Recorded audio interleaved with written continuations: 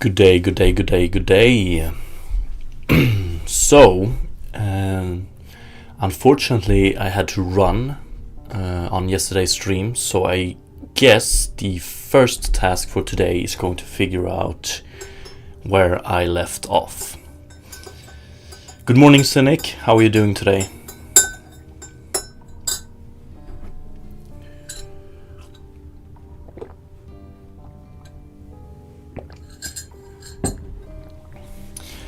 Good morning, EL Studio Dev. How are you doing?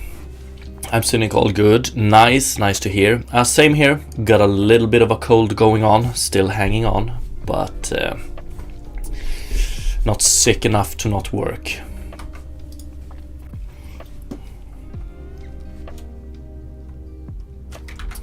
Okay, so I'm just gonna play it first of all and see if everything works as it should, or if I'm gonna start with some debugging. This looks good. This looks good. And pick up works. And drop should probably work as well.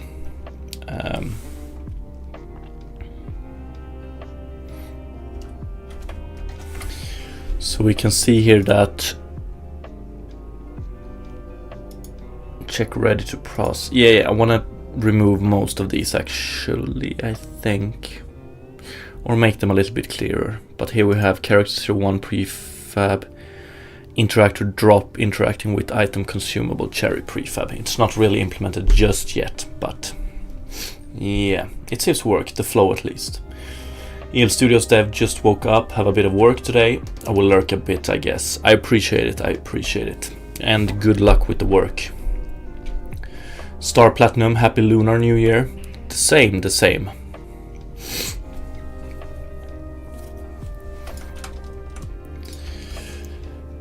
So I wonder, there's a few things that could be the initial focus of today's stream. And it still bothers me, like if we hover above something, this button here so pick up, that text changes correctly, right? But the W we have here, that's supposed to be to switch to whatever button is active, or whatever control type is active. So if it's keyboard, it should be 1 or 2, I think. And if it's a controller, it should be north, west, east, south. And if I remember correctly, I think I found out a way to do this.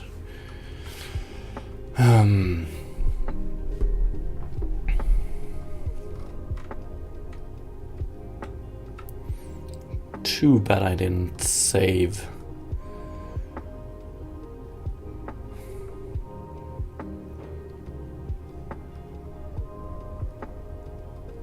Okay, so let's do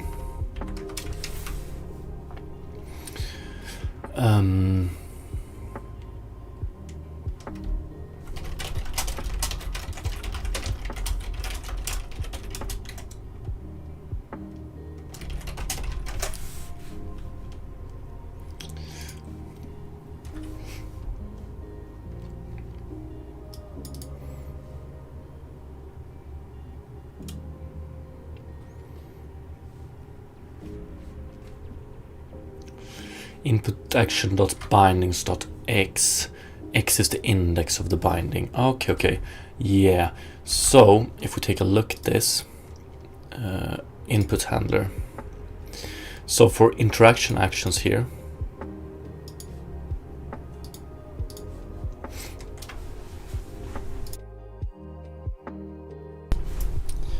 input action 0, if X is 0, then we get 1 keyboard, but it's gonna look like this down the road. Did that one actually override? It's a little bit buggy keeping interaction or input actions in an array like this. That's weird, but okay, let's see here. 1 is south.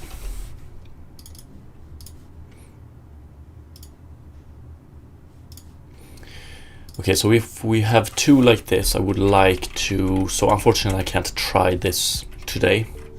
Don't have my gamepad here. But, so like if the gamepad is the main input type, then I want to display button south, so probably an S, or depending on what controller it is. If it's the keyboard and mouse, I want to display 1. So simply taking this code and replacing this one with 0 won't do. But here we have something like this would be nice.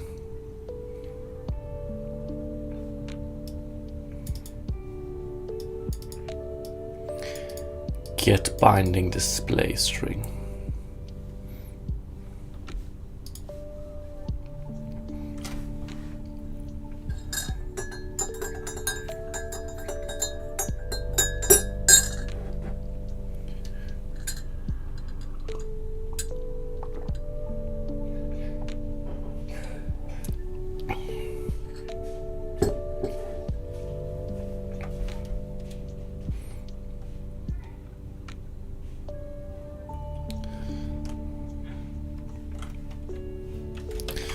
Get binding display string.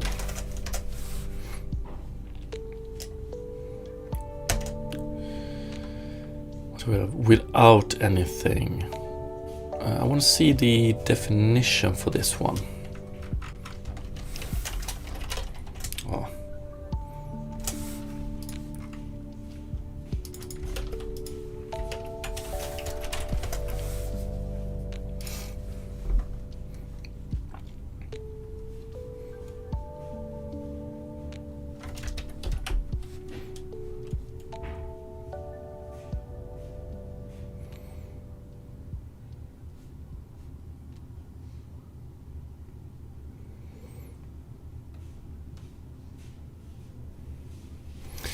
Okay, index of the binding in the bindings array of action for which to get a display string.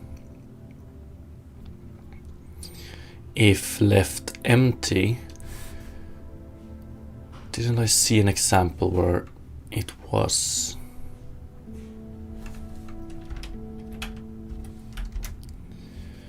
Yes, we have without here, so what happens then?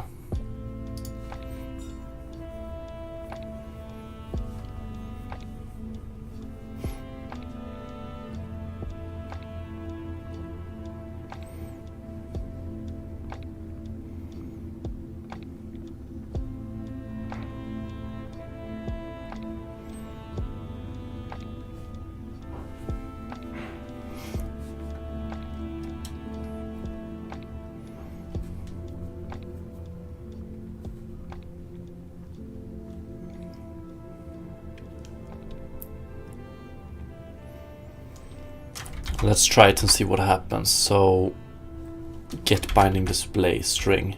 So the idea is we have input interactor map, which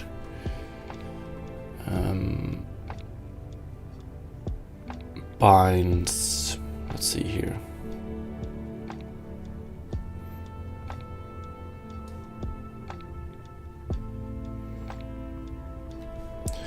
Do we actually do it in playable entity?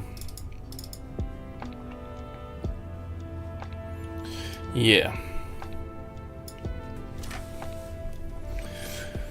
Input handler interaction actions performed. Do I want to move this into input interactor map?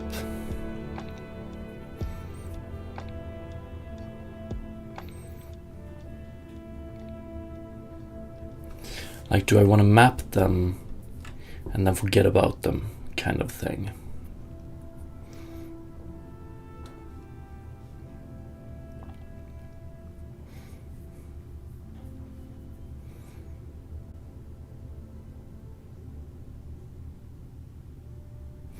So,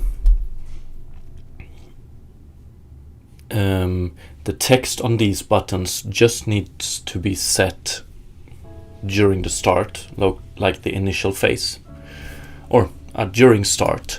But then if the player, like, I know it's early in development, I shouldn't think too much about these things, but it would be nice to have them in place.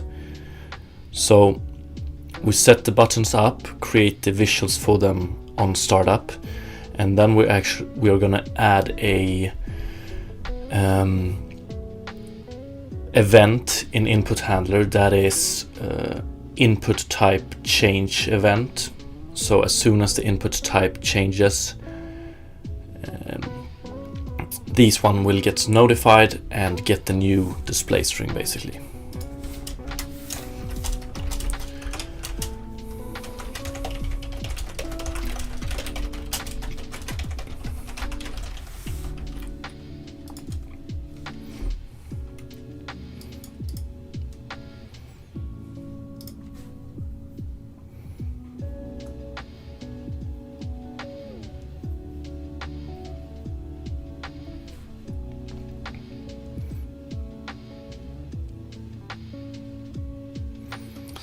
And I'm probably gonna have to do like store a reference to this one inside of input interactor map, or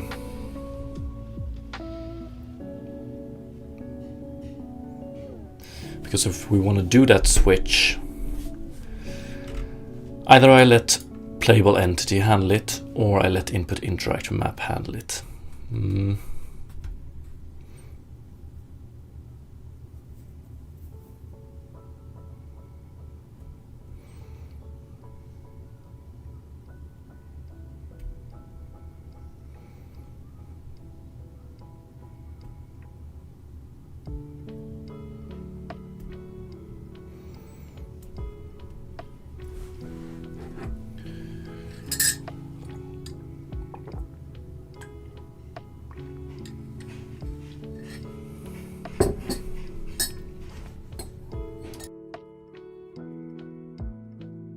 Okay, let's keep it simple for now and do so interaction action performed. Do we have bind button map item?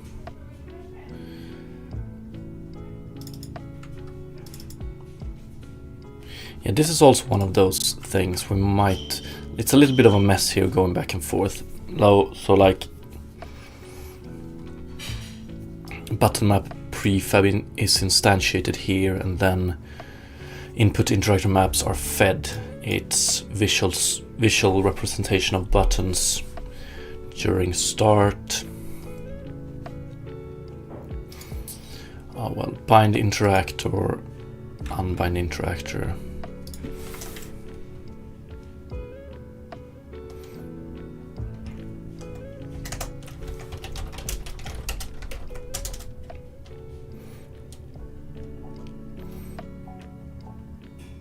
And here we populate how the button looks visually in a nice way. I like this.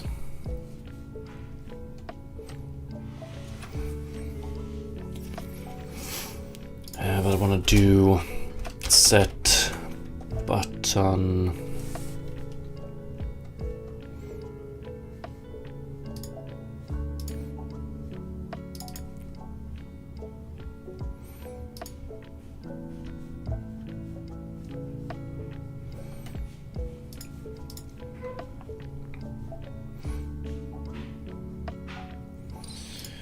button text, so I want a public void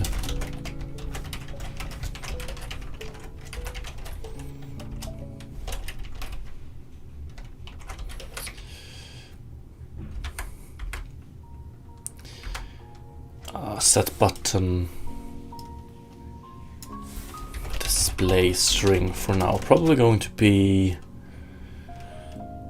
images in the future.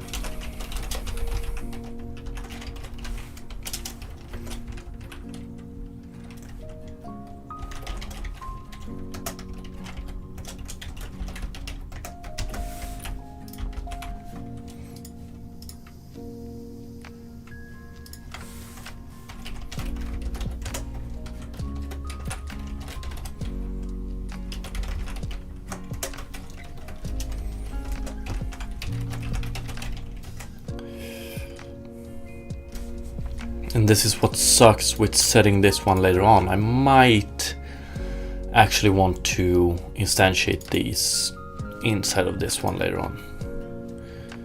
Yeah. So let's do if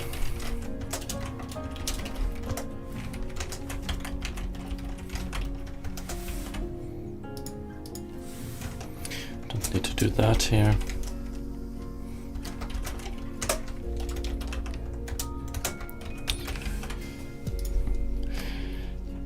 So for now we're gonna call this one from the outside. So it's gonna be input handler interaction actions performed. We add that one, and then it's gonna be something like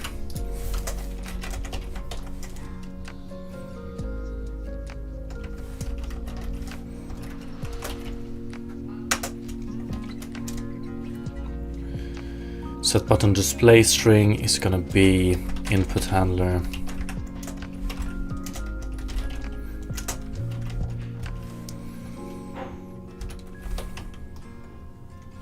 get binding display string, right?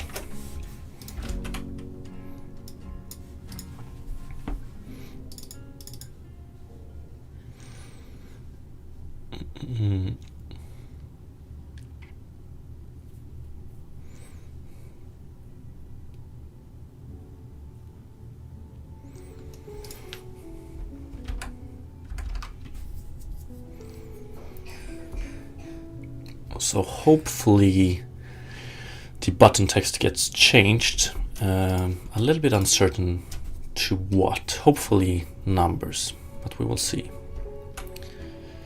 Pick up on V, we don't have any change.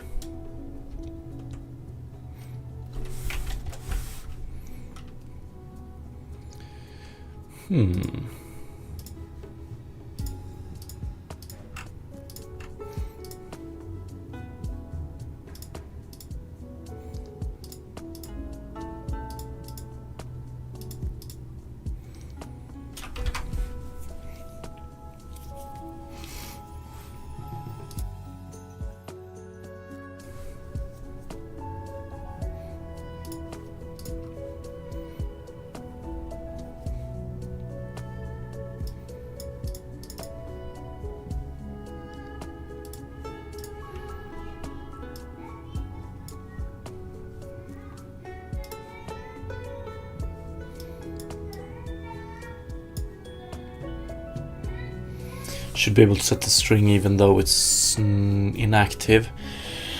And yeah, we do it before start. Okay, so it's because of something else. Set button display string.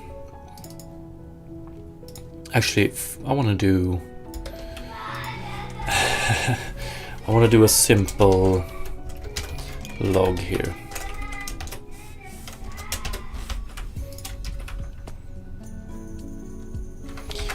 See what we get from this one.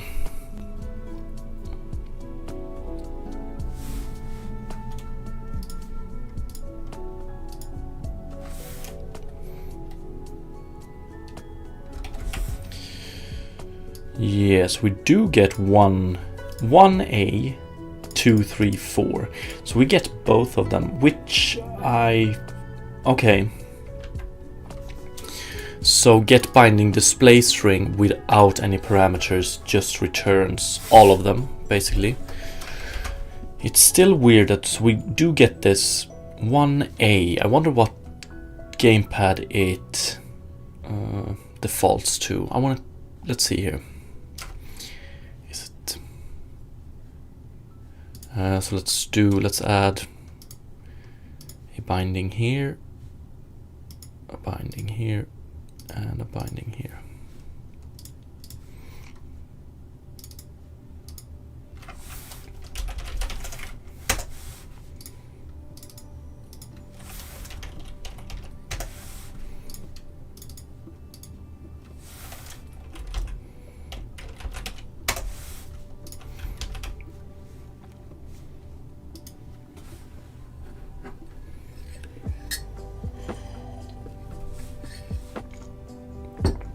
Wait.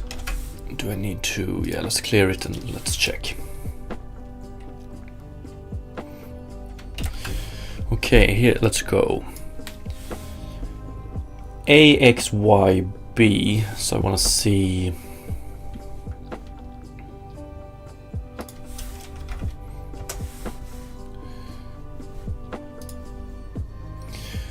So what is that? It's A is the south one, X, Y, B. Okay, but that's very cool. Now I just need to figure out how to just get, I don't want to get both of these, I just want to get it for the active one. So we're gonna have to send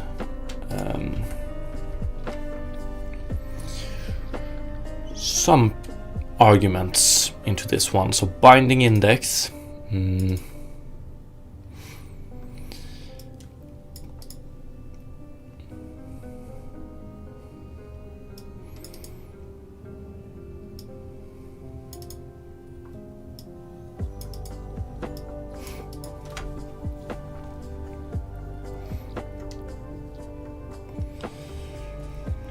Okay, so here we can get. Okay, but what is this one set to if, okay, if we don't use binding index or we don't do any additional arguments, what does this string? Maybe all or something like that. What's up, Cypher? How are you doing today?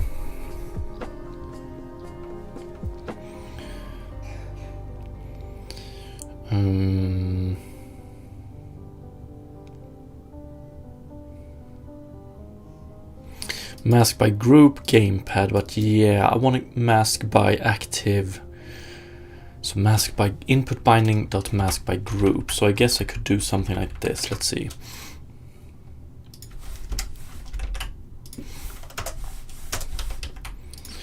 What was it? Input dot mask by input binding. Mask by group, and here I want to send in the group name.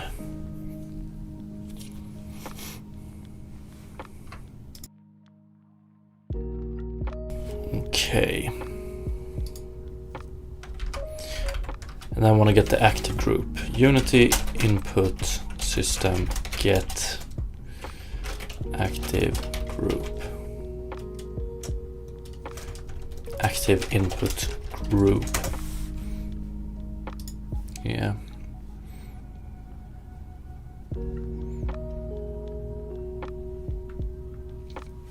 What's up, Illuminati?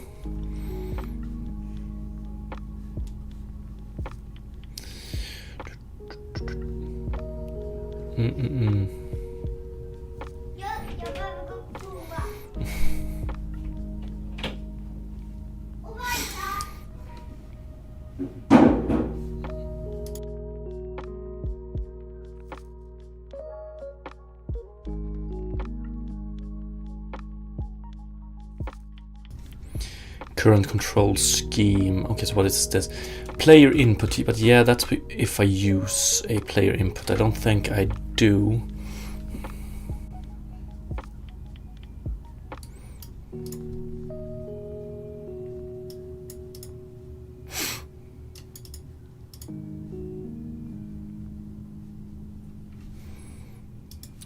Yeah, this is not how I want to do it.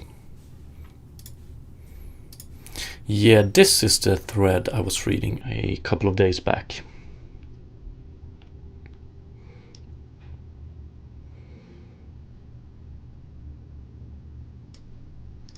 Yeah, no one take. And I think I also mentioned that I might want to switch to utilizing a player input, but it should be able to do it without.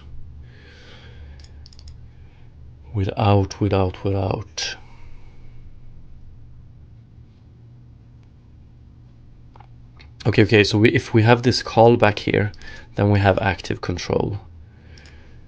But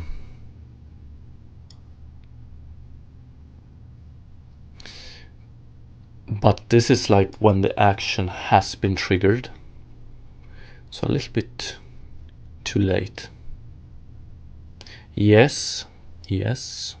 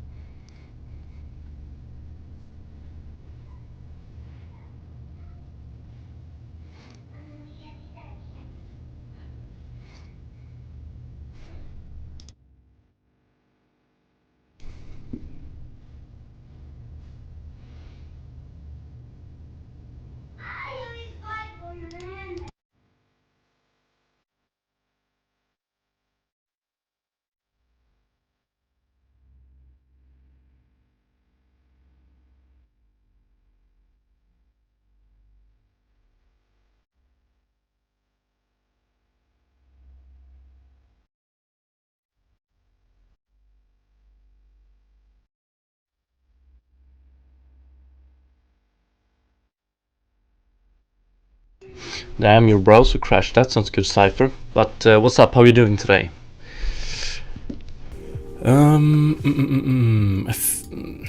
Like, every solution to this issue I see just seems to be way more complicated than it actually should be.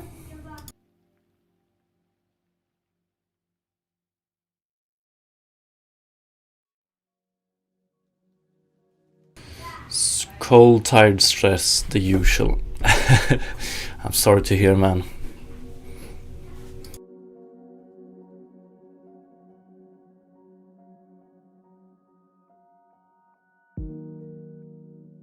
Okay, so even though this one might have changed according to him, but let's see. Yeah, Illuminati. What do you think about it, the Apple Vision Pro?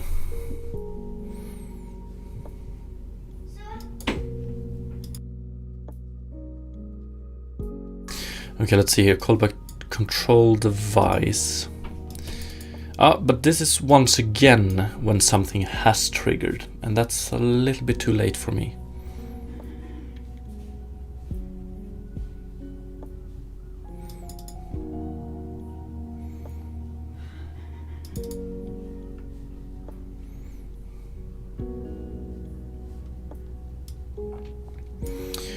Device change. Okay, this one is good. And then we use player input once again.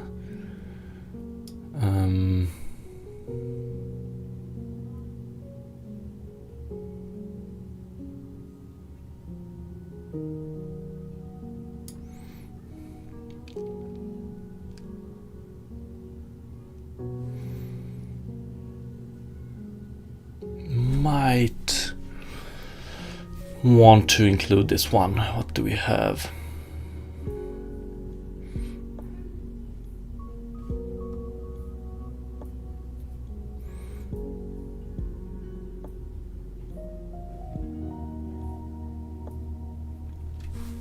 Illuminati, I don't think it's so good for our society. Maybe not. Cypher, AR finally gonna be a thing. I'm hoping now the Vision Pro can do decent pass through. Yeah. I've been hoping for quite a while that VR and AR would like become a little bit of a bigger thing, but I don't know. I still don't know if it's there, to be honest. I had this discussion yesterday with a friend of mine. Or discussion, we just talked about it. I mean, it looks to be the Vision Pro looks to be the best one yet. I just don't think it's like, I'm not blown away just yet.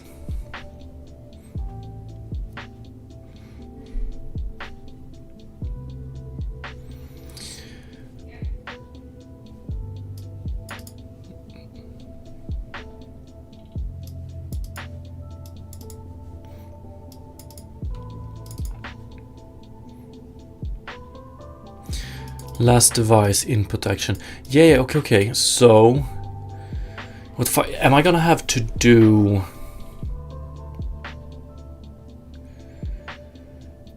Wow, one could actually do something like this. This is not... this...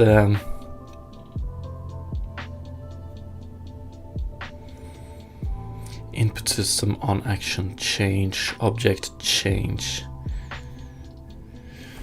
Wow.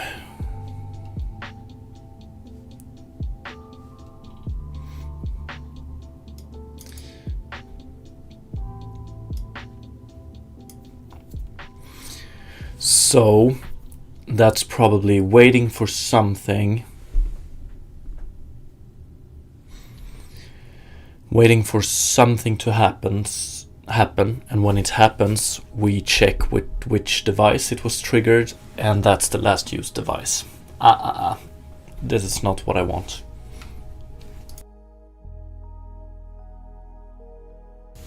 It just feels... How the fuck is it possible that I don't allow for a better way to do this?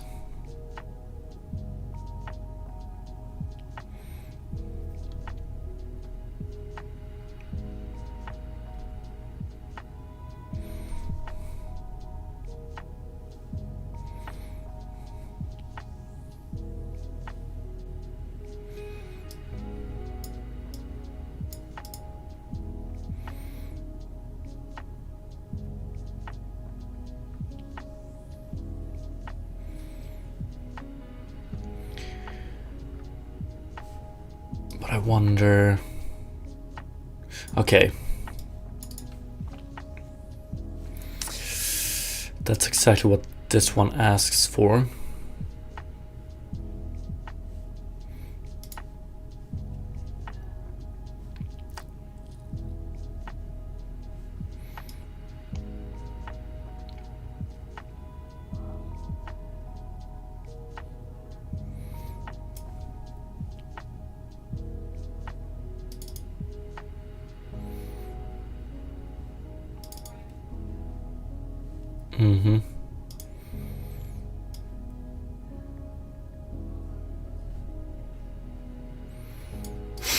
So something like this.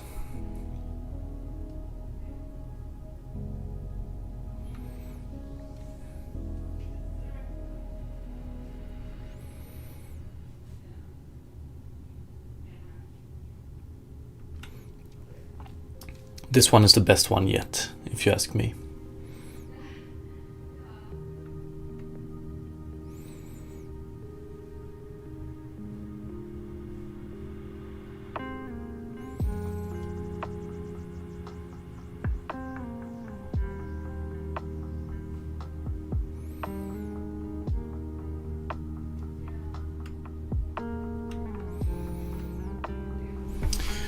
Okay, let's see. Player input Unity. So what is this? It's a high-level wrapper around much of the input system's functionality, which is meant to help getting set up with the new input system quickly. It takes care of input action bookkeeping and has a custom UI.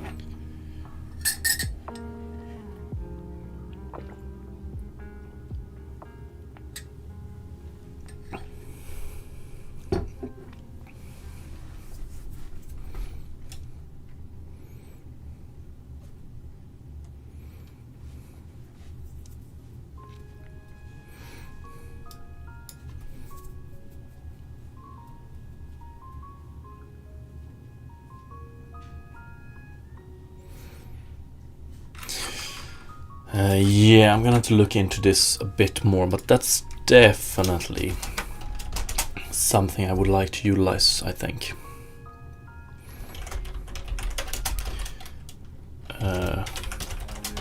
Probably use, but still, I just want to get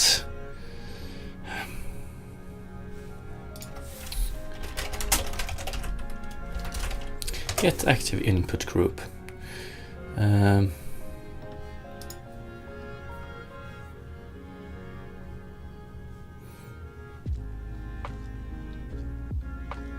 This is player input once again, so yeah, everything seems to be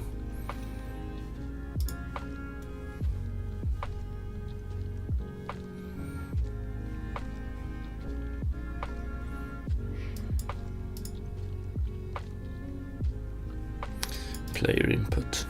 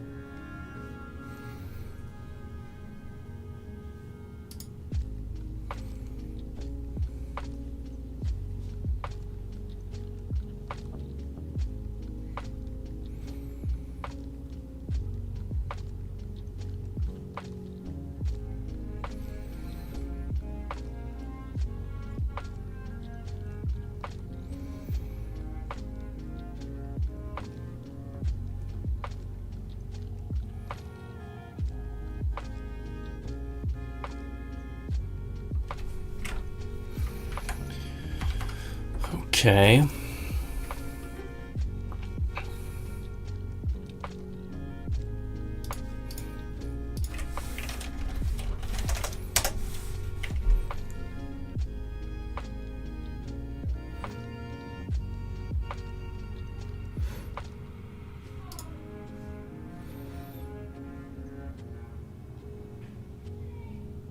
Input system UI input module.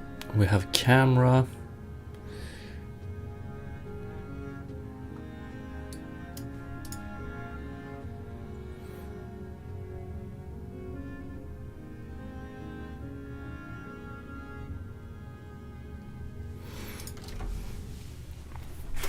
Okay, do I want to do this now? Maybe.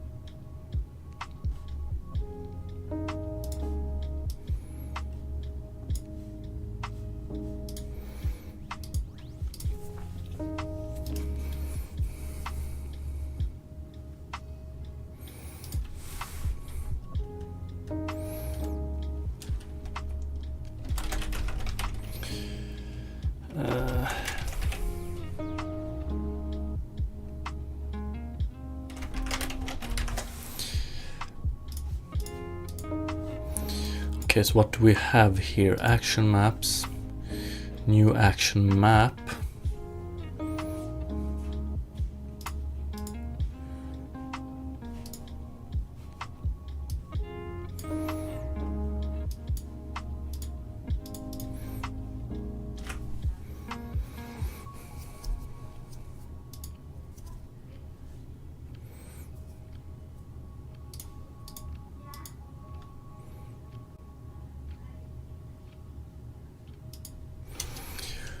Okay, let's take a look at the documentation for this one. Input action asset.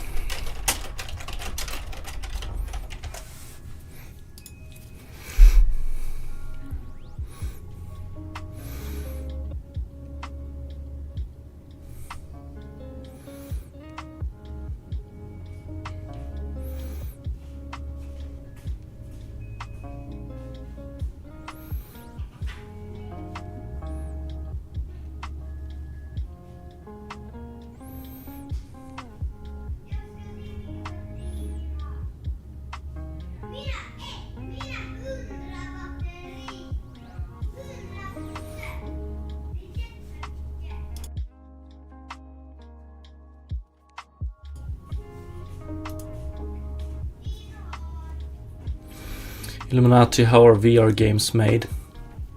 I've never done a VR game myself, but I don't know if it's that much different from a normal game.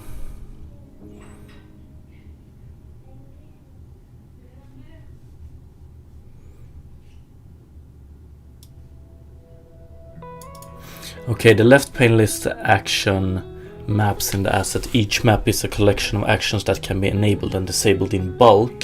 So is that the only reason for having them in collections, that it's easier to enable or disable them in bulk?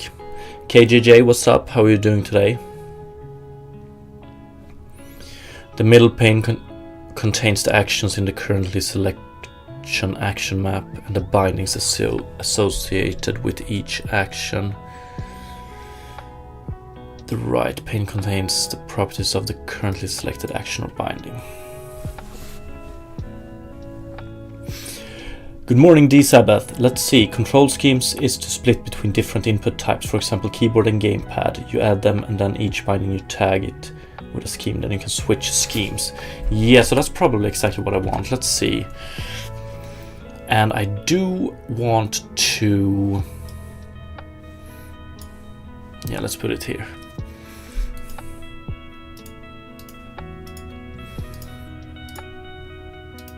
So what you're saying, D Sabbath, is that each action map here, or is this the scheme? No, this is the scheme.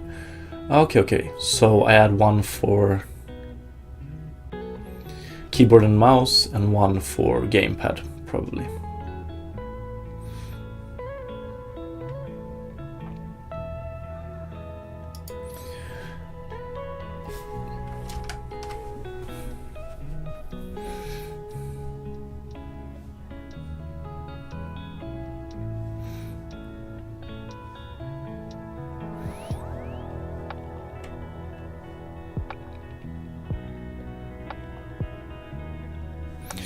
But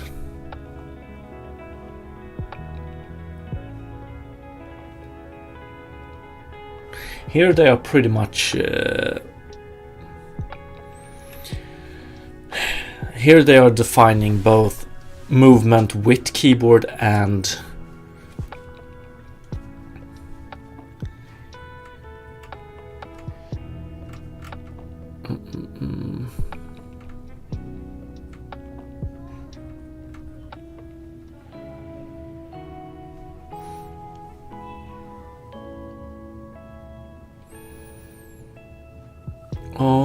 okay.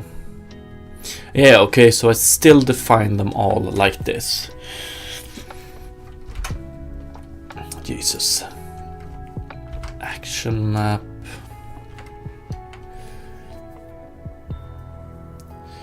Okay. Yeah, okay. So, and when you click on each bind, the right pane, you can select on what schemes you set. It's basically like a filter. Okay, no control schemes. Let's add one then. Scheme name, so something like keyboard, mouse. List is empty. What is this?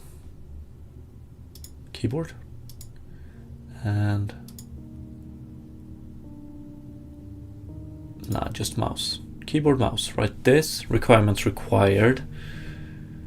Okay, so if Maybe one could just do with this one. Okay. Keyboard, mouse.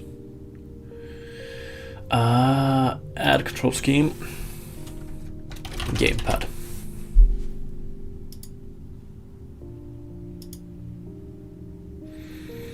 I don't care to, this don't need to be too specific, so just like this.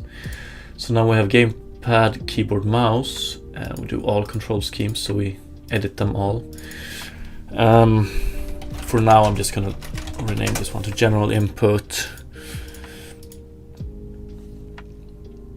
And then I want to name these. Let's see.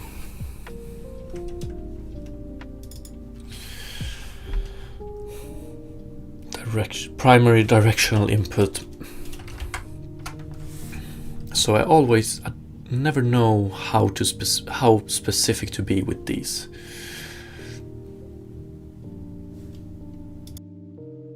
But let's do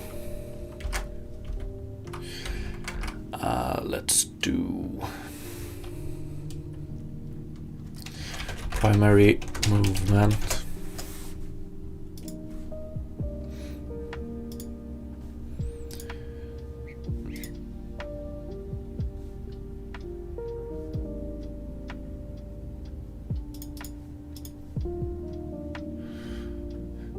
Okay.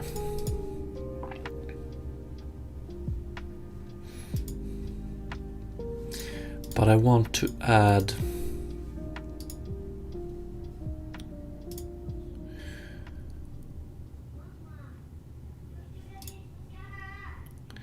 how do I define a composite here then? Okay. Or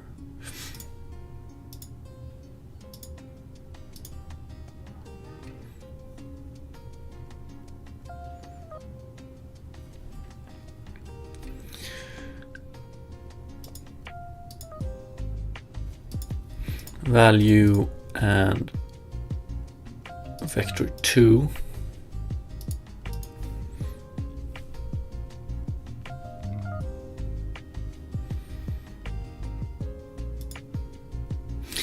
There we go. Okay, thank you. Up, down, left, right composite. There we go.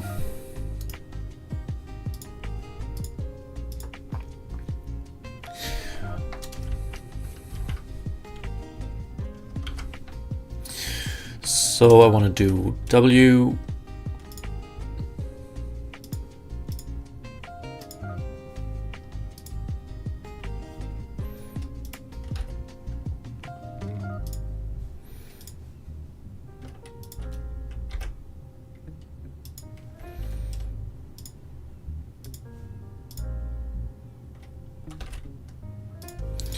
But then let's see, so do I need to, so this is keyboard and mouse.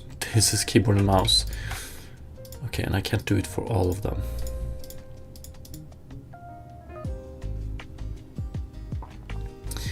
Digitalized normal.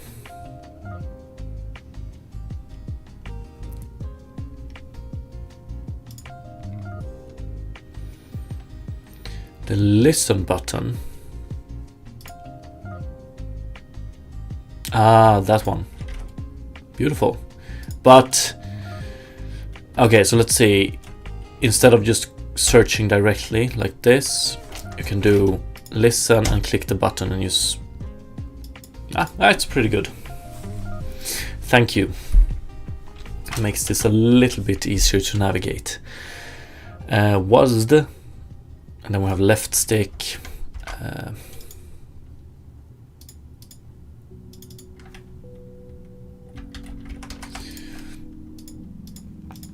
And then we add one more, like this. Actually, so can I just add one binding here then? Gamepad, left stick, and this is gamepad.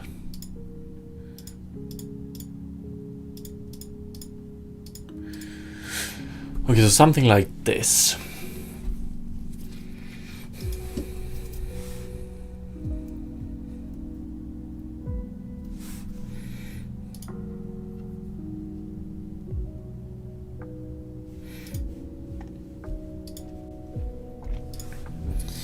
Okay, let's see. This is pretty nice.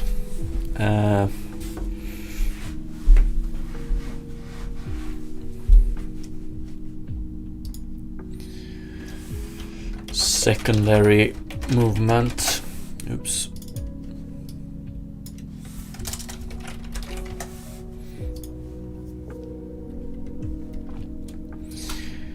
And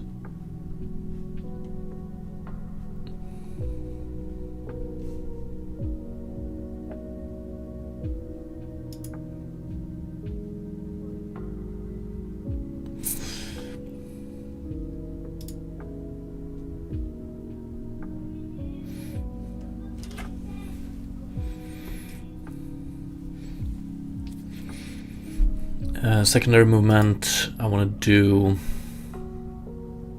Can I do this then? No. Mouse...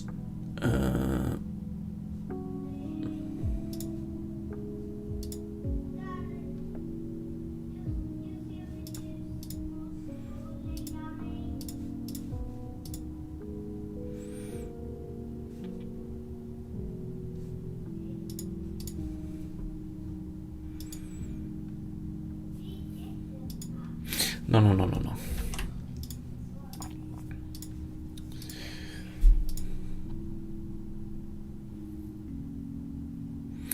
Delta.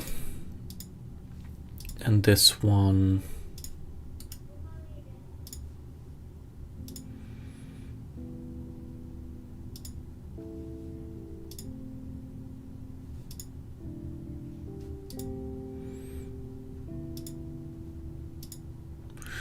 right stick. This one is keyboard and mouse, this one is gamepad.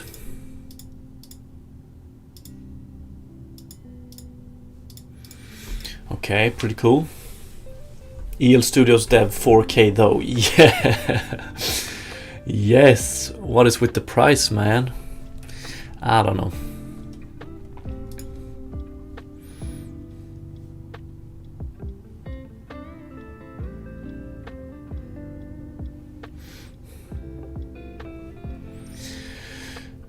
Okay, so that's primary and secondary directional input, pointer related.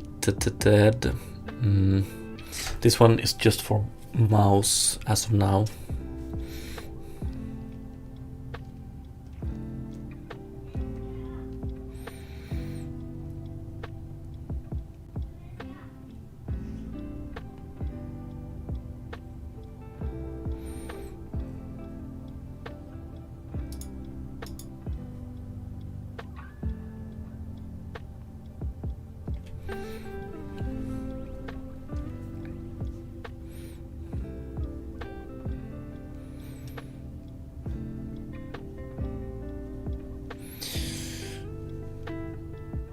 Yeah, so this one, the jump is actually going to be bound to interaction button 0. So I might as well do that now when I'm reworking the input here. So let's just go pointer.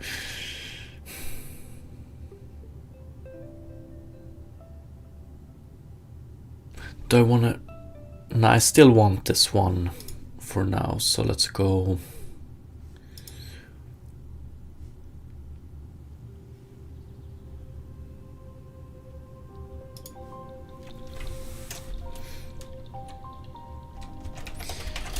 I'm just gonna call it pointer for now.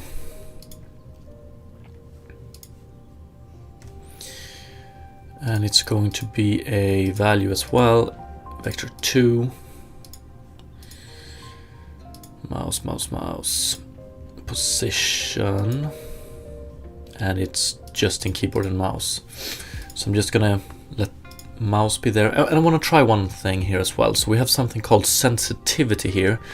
I would like to do delta, mouse, can do processes, right? Invert, normalize, scale vector 2. And we scale it by 150 and 150. So we keep this here. We keep this here instead of here. So if I've understood this correctly, this is like the input system gets the input, it then applies the processors, and then whatever function is listening to this event. So I don't no longer need to scale it myself. We're gonna do it here instead. Interactions, I have no idea. Press slow, tap, tap. Okay. Yeah. So this is nice. Pointer, we don't have any sensitivity on this one right now. Now that's gonna be based on... Yeah. Toggle input. I want to do interaction actions now. So, interactions. I wonder if I want to do it interaction 1, interaction 2, interaction 3, and so on.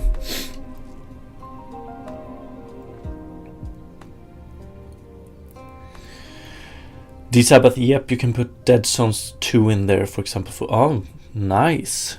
The was under project settings too. Okay, I'm starting to like... I already liked this new input system. It seemed a little bit better than the old one, but now I like it even more.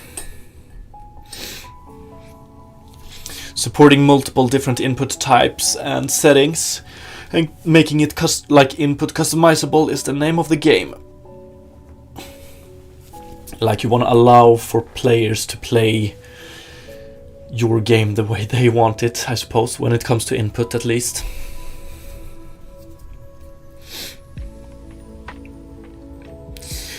D-Sabbath, I love it. Haven't used the old one since the new one came out. Same here, I think. Same here. But let's see. Okay, so basically I want to do 4 interactions here, and they should be... maybe I should just call it interaction 1, 2, 3, 4. Or interaction primary, interaction secondary, interaction tertiary, interaction tertiary. I don't know. Also makes porting to other platforms much easier. Yeah, that's beautiful. But you know, like, these days it is so easy to like change the inputs as well, compared to the olden days. Like, I play computer games with sometimes keyboard and mouse, sometimes a PS4 controller, sometimes a Xbox controller. So it's very nice to be able to support that easily as well. Let's just go interaction 1. And that's just going to be a button. For mouse, it's going to be keyboard 1. For gamepad, it's going to be button south.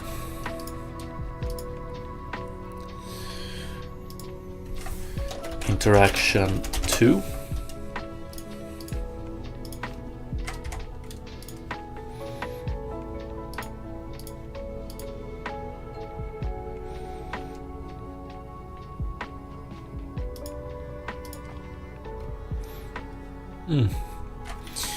West.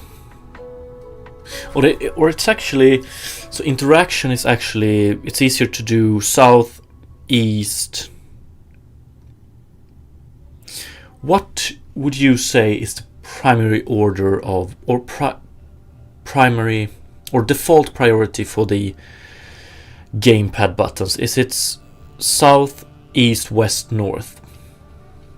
That makes this most sense, right? Then it should be A, B, X, Y. Actually, let's see here if I can...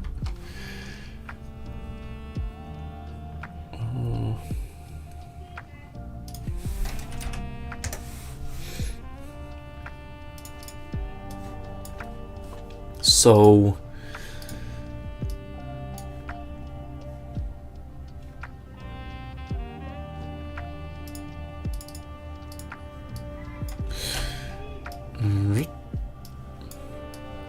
For a gamepad, what is the order of these buttons? Like, I was wondering if it's 1, 2, 3, 4, or what feels natural, or if it's 1, 2, 3, 4. 1, 2, 3, 4.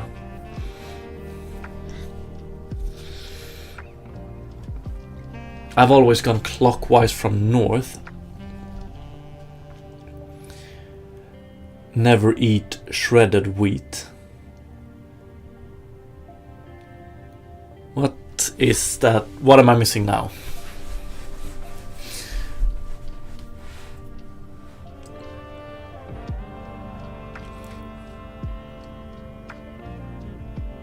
North, east, south, west. Yeah, no, does really make a difference for the system. Doesn't really. So D Sabbath, I go by most common: north, south, east, west. North, south, east, west. Okay, so I'm getting a lot of different. So we have cipher 1, 2. Oh, so north, east, south, west. And then north, south, east, west. Okay, and I don't agree with either. I like. Isn't this the primary button? Like if you play a platformer, isn't this usually the one you jump with?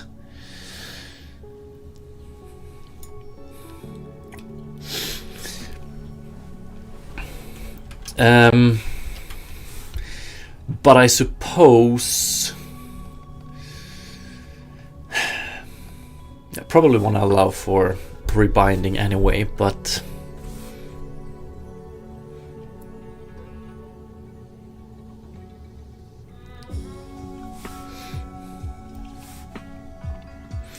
yeah, I think it's A for switch as well, right?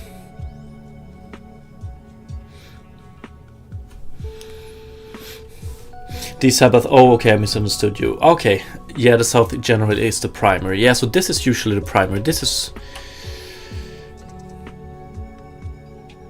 And isn't this usually the secondary? And this third? Or I have seen actually, like, games using this one to jump because it's up. That's pretty intuitive, isn't it?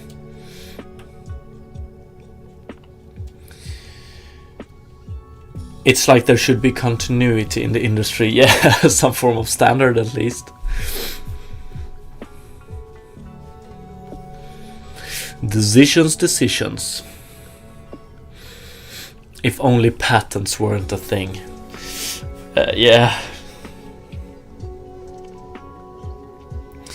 If patents weren't a thing, it would be like, it would be nice, but it would also be high, like, total chaos out there, I think.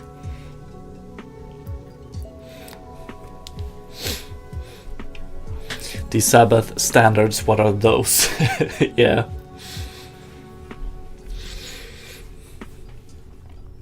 Soul Reaver, you know, crazy idea, make them configurable, then hey, it would work regardless. Yeah, that's probably what we're gonna go with.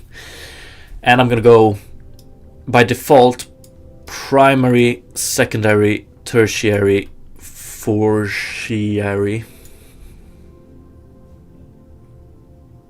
Primary, secondary, third, fourth. Yeah. And default to some insane, nonsensical way. Yeah. Like the inverted look that some games defaults to.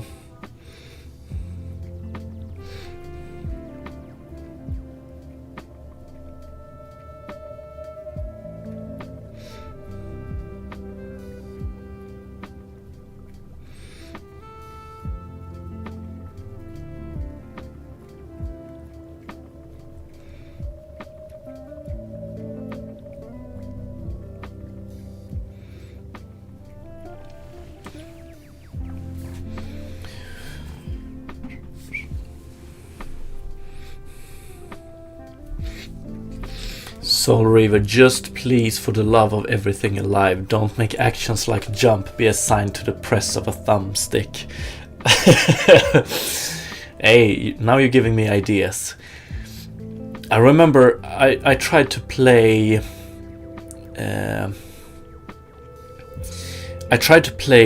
Destiny 2 on a controller, and I think the default was to run quickly or to sprint, you pressed one of the sticks, if I remember correctly, and that... Wow, I did not like that. You do that and I'm leaving. Okay, then I'm not gonna do it. Make everything a radial menu on thumbstick push. And you are correct, Destiny 2 toggle sprint was the press of the thumbstick. Yeah, that sucked. I hated it. Cynic, we need to make a petition to default master volume to 50%. Games who have an intro so loud. Oh, yeah, I can relate.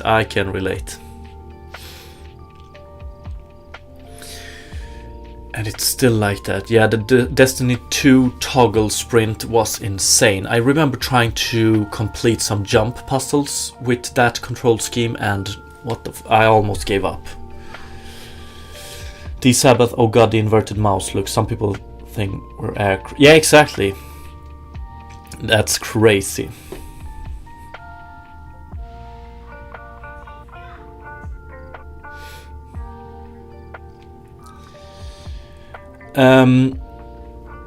What's up? I'm sorry, I don't know exactly how to pronounce this, but a link to my devlog number 2, like I have it on my GitHub repository. It should be in the YouTube description of this stream. It should be a link to my GitHub, and on there you can find a repository for the outlines. It's currently built for Unity version 2021.2, but we have a pull request which I've now reviewed and is soon ready for merge, that makes the outline effect work on Unity 2023.2 and upwards, I think. Soul River, admittedly the reason it was like that in Destiny 2 was because it was the same in Destiny 1. Yeah, probably. I still think it's... I don't like it. Okay, but I think I'm gonna go with primary, secondary, third, fourth. It doesn't really matter. I want to support rebinding later on, but I want to give a good first impression, you know? When the default key... Like when a game allows you to rebind stuff, but the default one is just so good you don't want to. That's nice. South, east then. Keyboard 1, 2. Yeah, gonna switch these to like E, R, T later on, but yeah.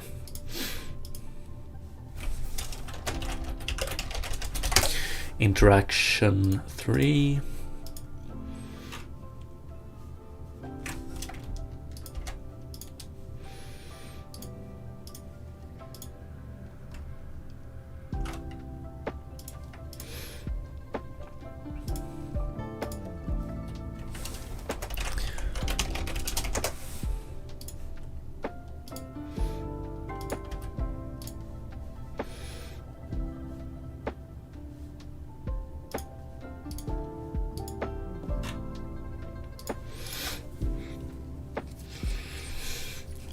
Soul River, also people don't like change. That is true.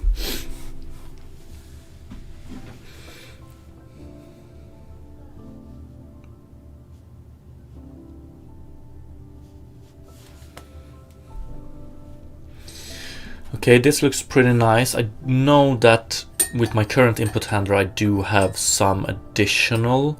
I have space here for primary movement action, but that one is going to change to interaction 1. I do have toggle here as well. I might want to fix this one actually real quick. Or I might want to add this one. So primary toggle.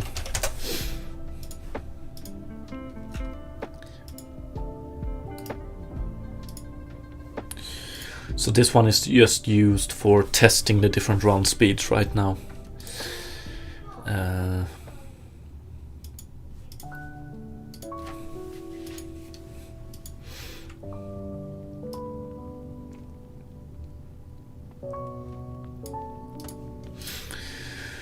Okay.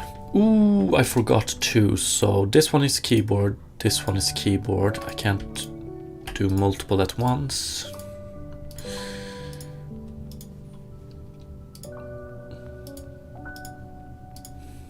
Gamepad, gamepad, gamepad, gamepad, gamepad. Okay. So actions default is keyboard mouse. Auto switch, yes. Default map, general input, yes. So I would have liked to be able to test this real quick, but I'm not gonna spend time today on syncing the PS4 controller and stuff like that. So the primary reason I did this was because I want to be able to get the I guess it's the scheme or something like that, because I want to get the current display strings. So let's see, I'm gonna have to rework input handler a tiny bit to work better with this player input. And although I like the idea of player input, I've seen some things concerning it that I'm not that fond of, and I think it is this. So my player logic, yeah, I'm gonna let my input handler be a layer, still work as a layer between the actual player character and whatnot.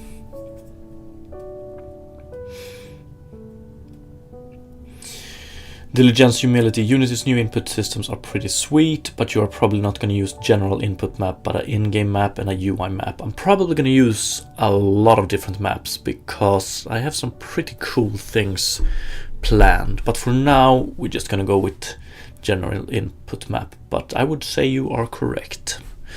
This, however, is this how it's done? Like getting inputs based on strings?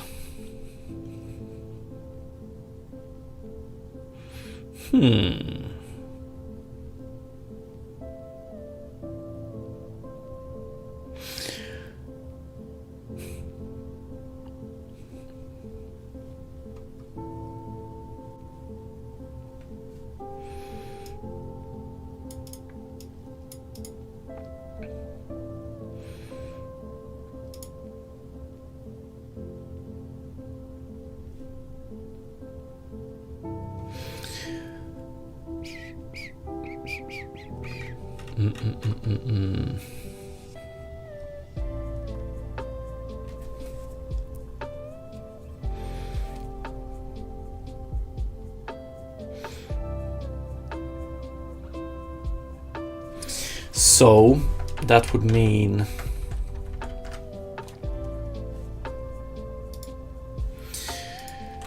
that within input handler I would have something like, so let's see here, primary directional action. Instead of having this one here like this, I would have it, let's see, private input action, primary movement action, like this, and then we do already have one. I just want to try things here. So primary movement action 2, we also want to do require component type of player input, and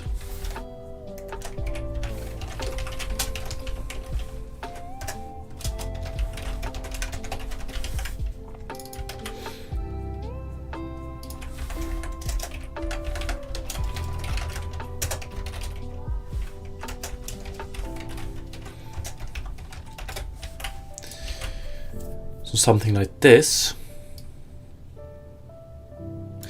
And then when we enable input actions and stuff like that, we do primary movement action 2 is equal to, and then we do this, right? So player input dot actions, and then we use string, so primary movement. So this how it's meant to be done?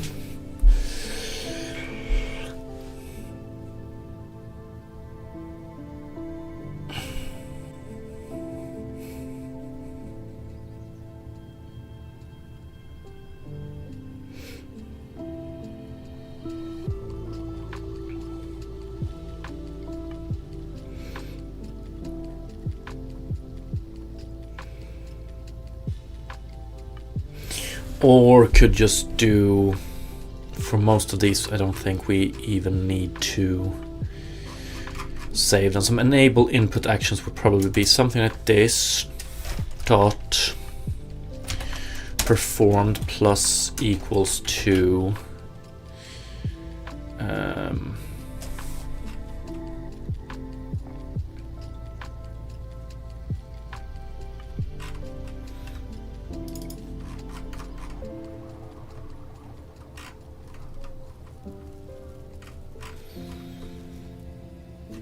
oh yeah.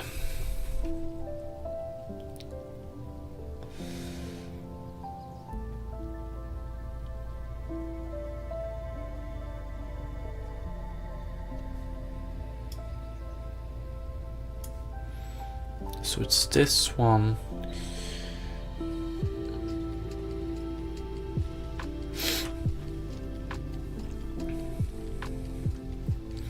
So basically I want to do enable, or I can enable them in bunch in so player input dot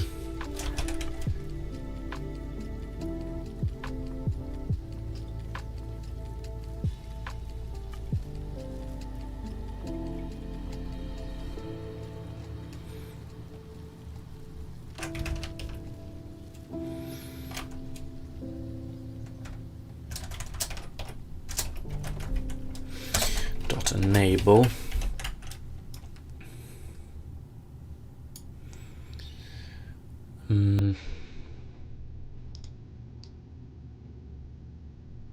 So this one is going to work a lot with strings like this,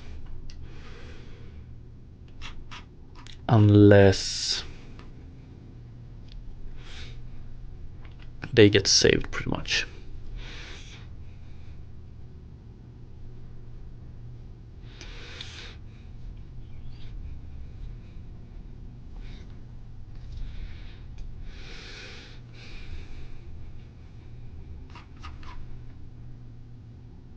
Yeah, Soul River, go right ahead, go right ahead.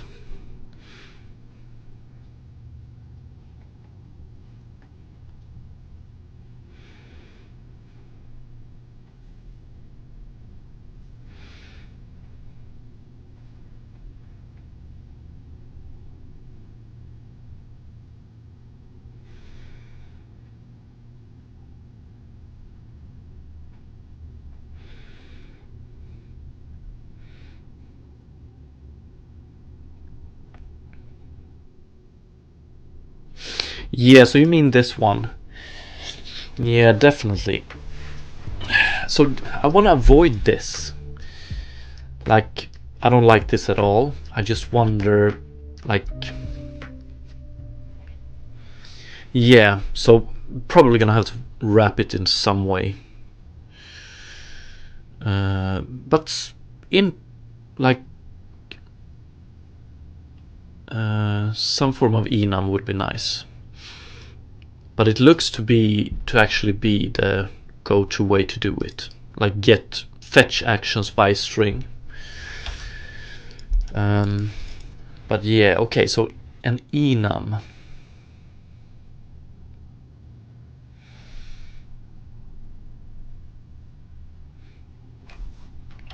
However, independent on direction, I chose how to store this string to reuse it. I'm still gonna have to define it in 2 places. It's going to be defined here, and then it's going to be defined in an enum. So I still have 2 places that need to sync, and that sucks.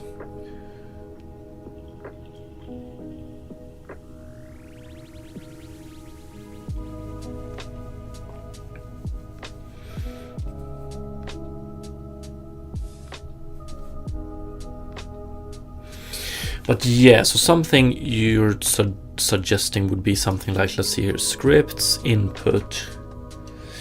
But 2 is definitely better than potentially x plus. Yes, yes, I agree, I agree. I'm not gonna fight you on that one. Input interactor map, input handler. So if we, for instance, do input type,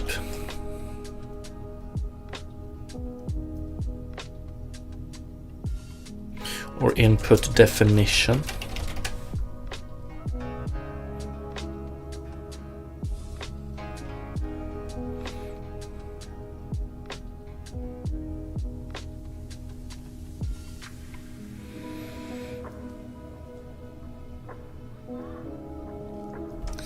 Let's go with input definition for now. So something like this. Public enum input definition.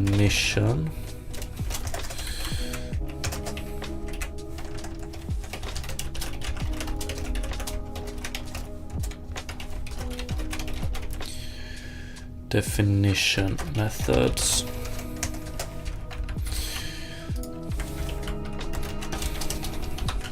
So we could go with primary movement. So depending on the name here, 2 string would probably work, but we're gonna have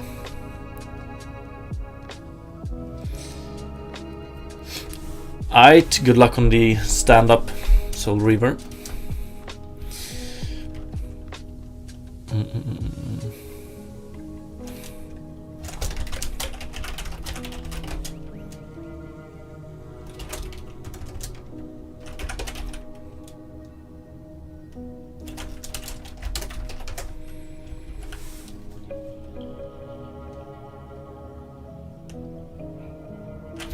I actually want to do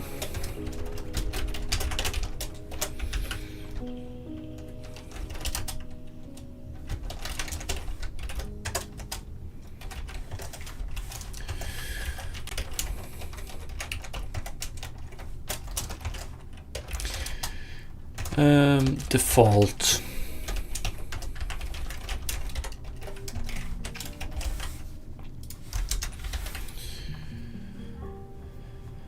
What's up, football friends?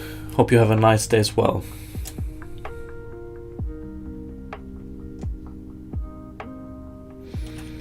Case primary movement return primary move.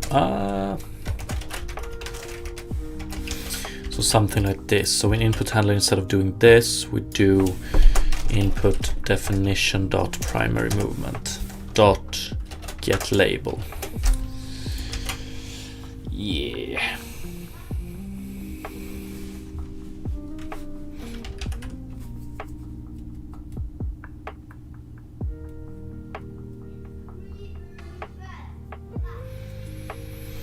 Okay, let's just redo this one utilizing the player input. So primary directional action, we're just gonna rename this one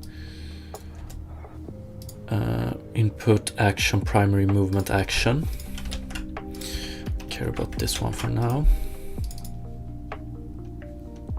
We don't need sensitivity here as well, so we're gonna change this one to private input action I don't even know, I probably don't even need to save this one.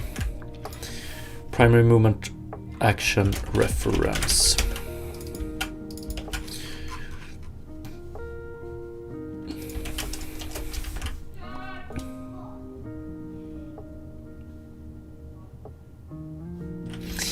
Or, yeah.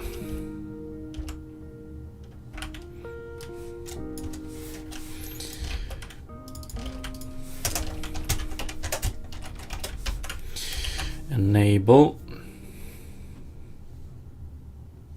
But then again, if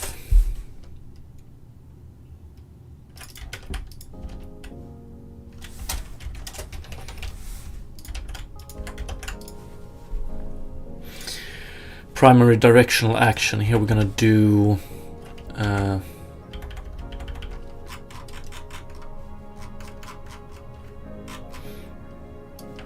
primary movement action reference.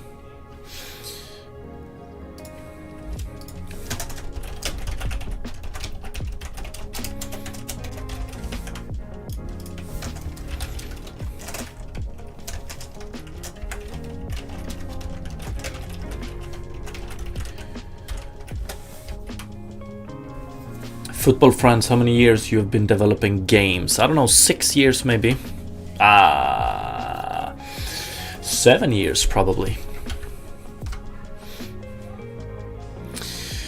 I think secondary movement, yeah, that's what it's called. And so what I want to do here is, I don't care about saving this one, we're just gonna bind it. So player input dot actions, input definition dot secondary movement get label, although dot enable. I wonder, would love to be able to do this, but yeah, we're just gonna assume that it works.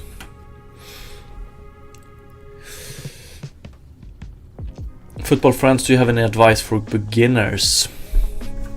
That's a hard question, each to their own, you know, but start small, I suppose.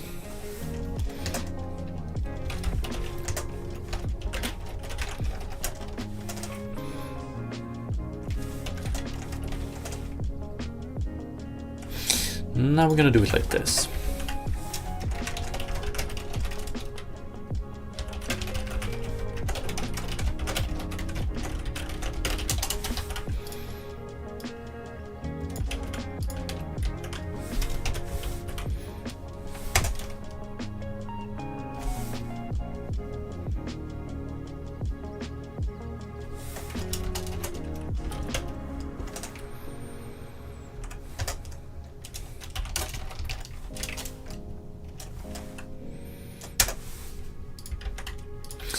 Yeah, let's go with this here as well.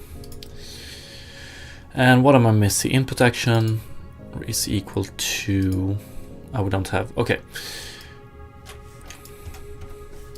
So if it's not equal to null, we want to do secondary movement action reference dot enable, and we want to do secondary movement action reference dot performed plus equals to convert absolute mouse delta to relative mouse delta. And we use something called sensitivity here, but we don't need to use that one anymore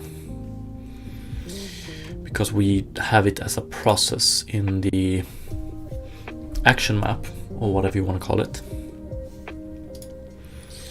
or whatever it's called rather. So we're just gonna add this function here, remove both of these, remove that one, remove that one. I know that they want me to remove the parentheses, but I like them. Football Friends, is Miniman your first game? Yes, it is. A long time ago. Okay, what more do we have here? Pointer position.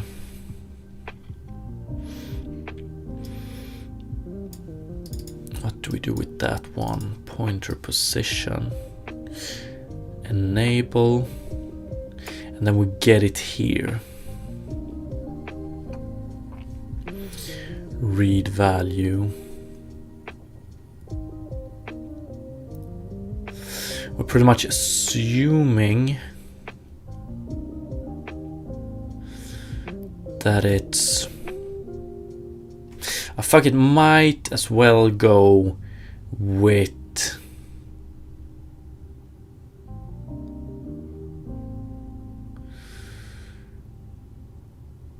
Football Friends looks great. Thank you, appreciate it. I wonder if I want to do this... Like right now I'm doing it every frame. I wonder if I want to do it... Just let it be on performed instead. So on change or something like that.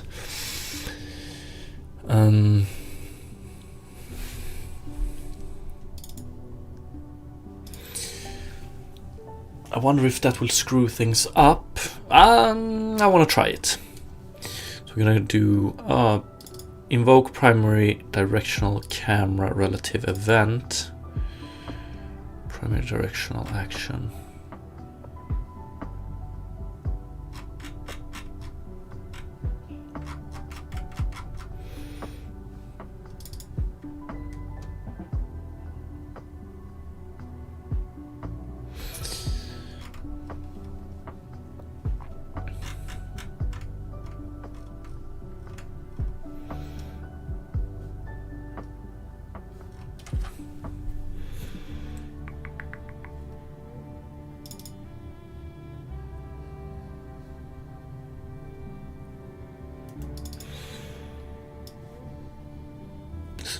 Secondary.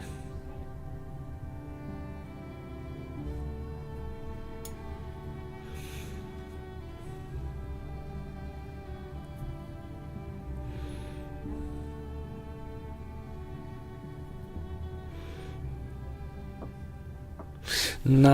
Okay, this is primary. I wonder why did I choose to do it like this? Oh yeah, I remember.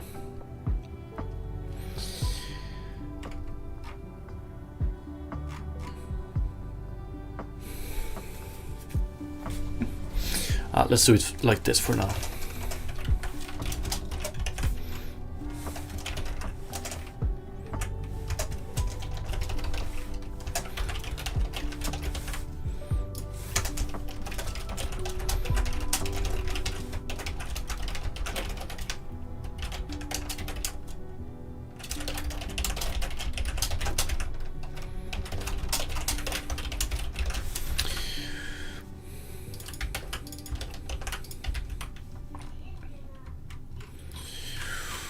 Okay, what do we have? Pointer position, and that's also something we do every frame. Might as well do convert absolute mouse delta to relative, private void. Nah, I probably want to do this every frame as well because yeah, that sucks.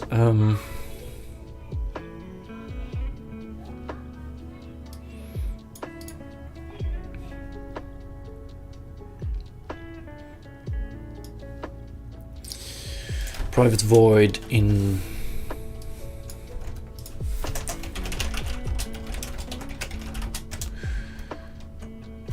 what is it called? Mouse pointer. Yeah.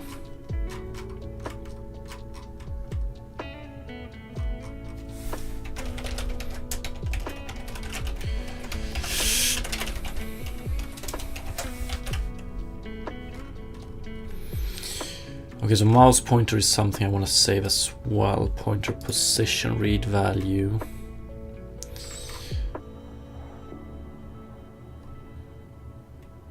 Yeah, so it's gonna look something like,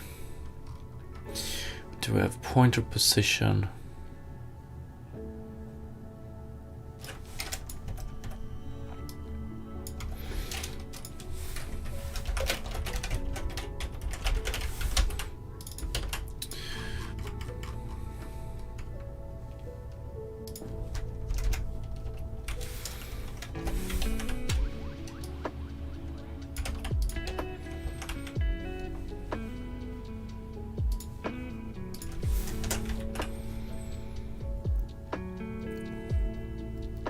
The croons always find you debugging, lol. Would like to see how the gameplay is so far.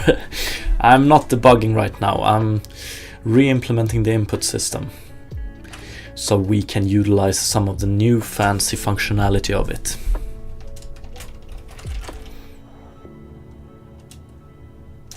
Just gonna call it pointer actually. Pointer position.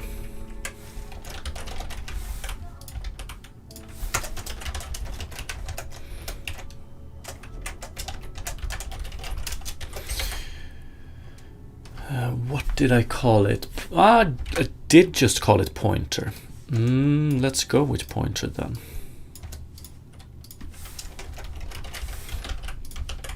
Great indeed. Hopefully it will be great. Hopefully. Pointer. Get label if pointer position action reference is not equal to null.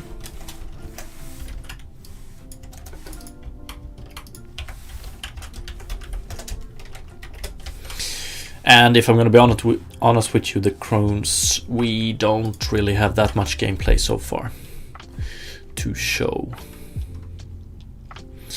Toggle action, yeah, we want to do a performed, same with primary movement action, yeah, so that's the indirect actions.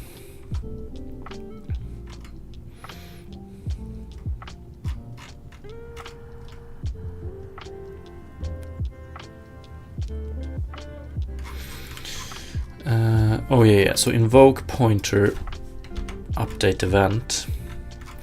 Here I want to do this basically.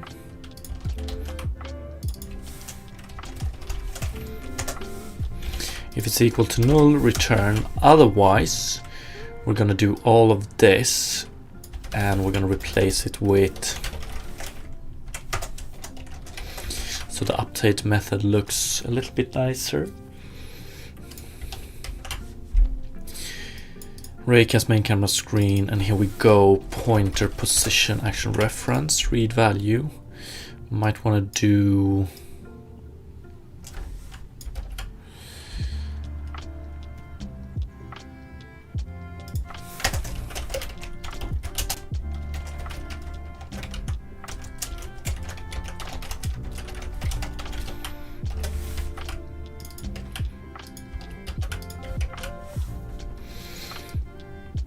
okay.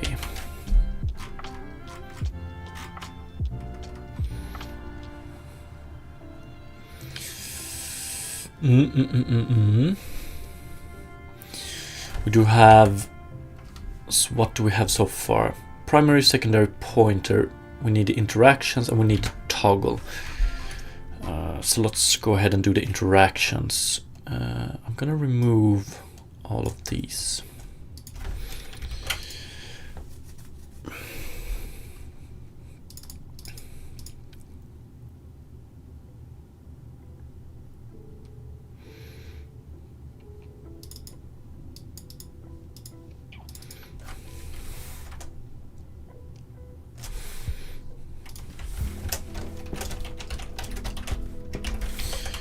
Primary movement event.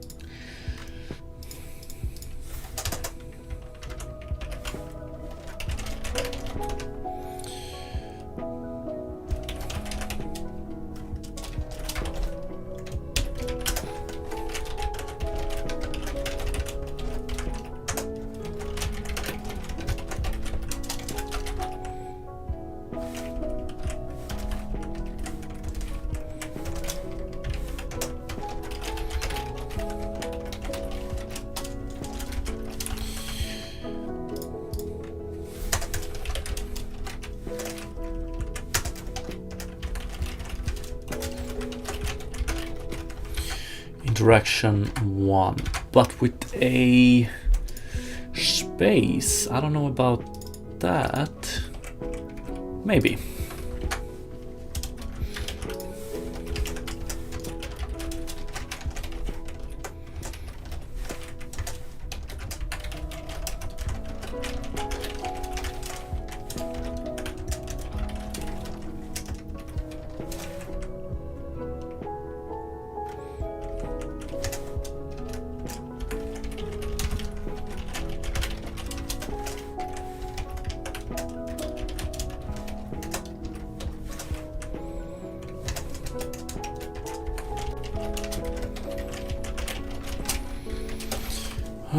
Okay.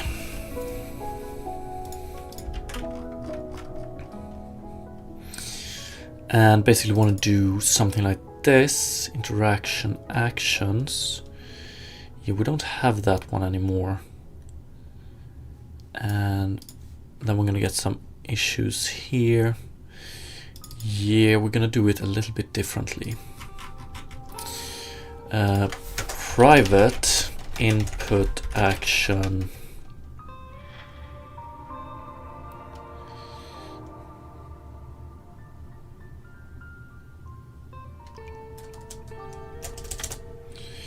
I'm gonna do it at list. Welcome back, Soul Reaver. Input action, interaction, action, references.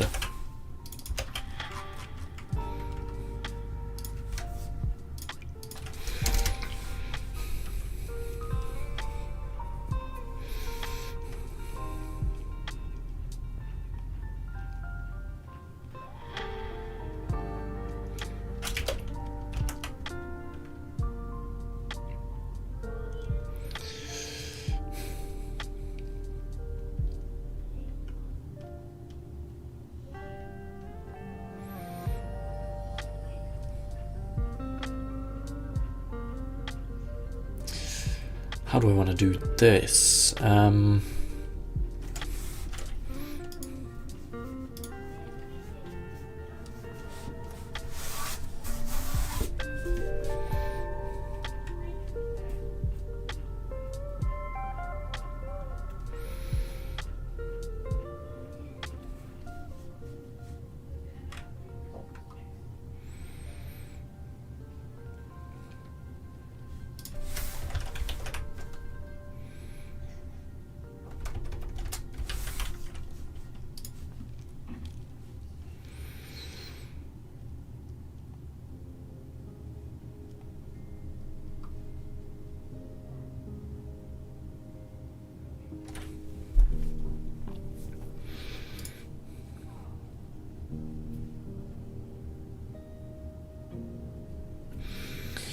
Soul, that is definitely a different approach than I would have taken.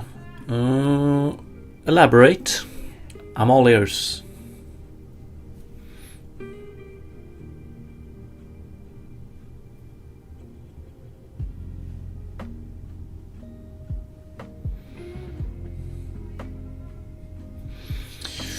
How do I want to do this?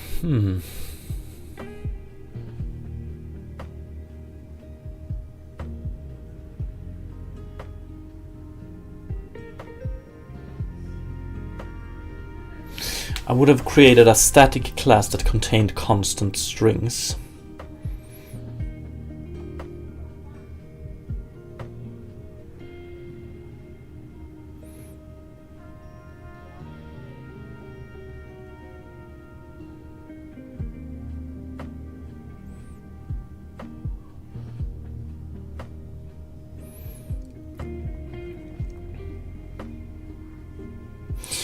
Then the rest of the code flow wouldn't have needed to be refactored so much to begin with. I think the rest of the code flow would have needed to be refactored quite a bit anyway, because now we're fetching input actions from something instead of just defining them in the start of the class. And when it comes to defining something by static strings or enums, I don't really know if it's that much of a difference. Although, yeah. Like now, instead of working with references defined here or variables defined here, we actually need to fetch them. So, like, I'm not changing that much of the flow, I'm just changing how it's instantiated. Basically.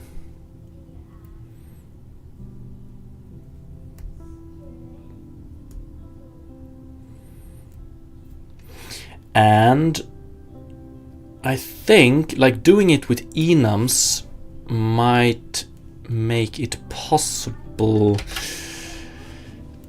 to let it, like maybe I don't want to work with only strings. I might want to bind images to the input definitions as well. But we'll see.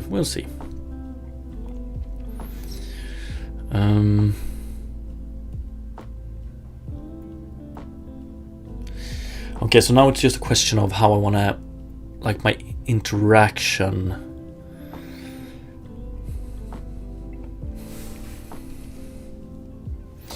Probably gonna do input definition. Yeah, we're gonna define it here. So public static int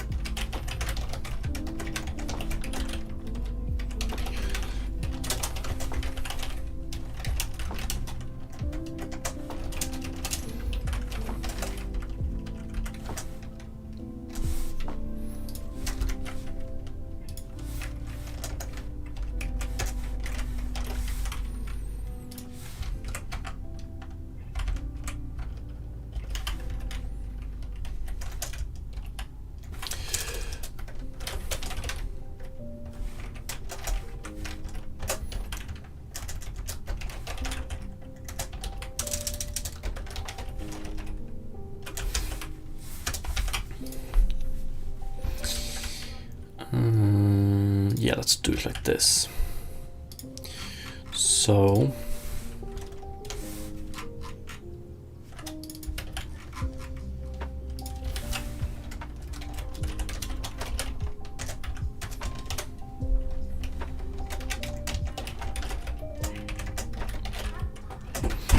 one sec.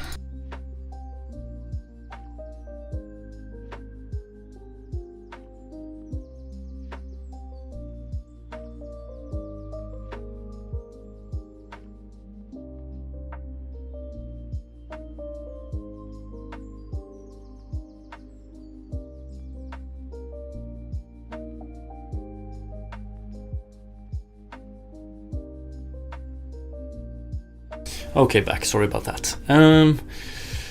Get number of interaction inputs. Yes. 4. Let's save this one.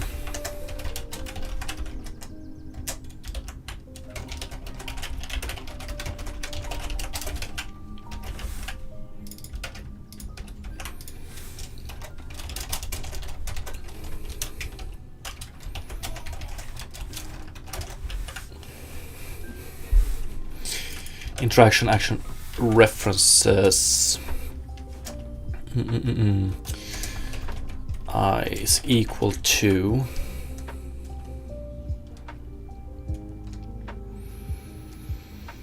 and then it's player input dot actions. Fuck yeah, let's do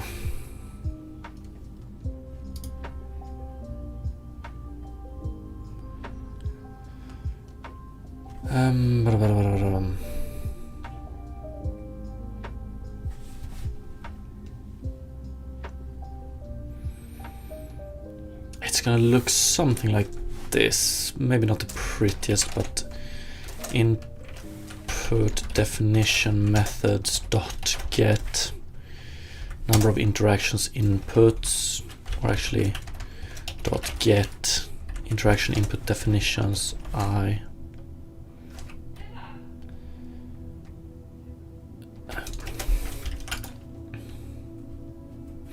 And yeah, get label.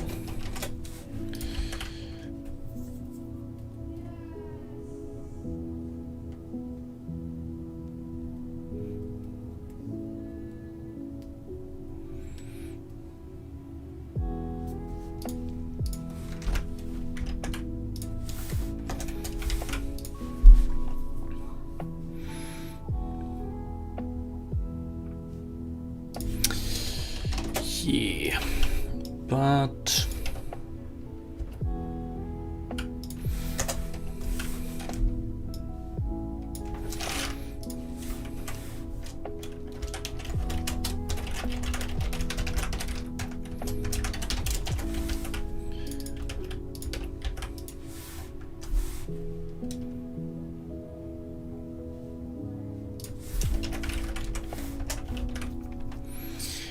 And then if it's not equal to null, want to enable it.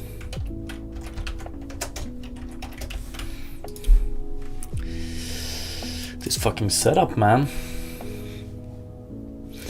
But now,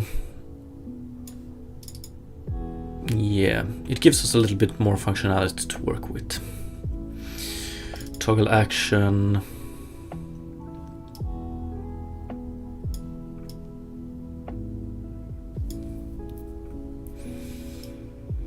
I'm gonna do toggle. I still want to do.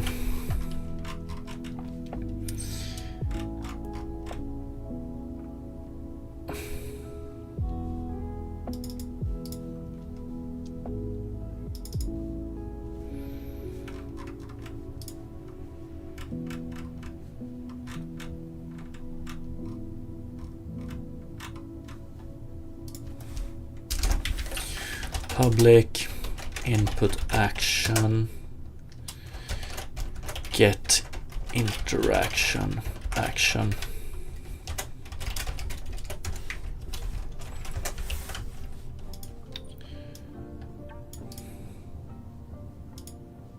Get interaction input action.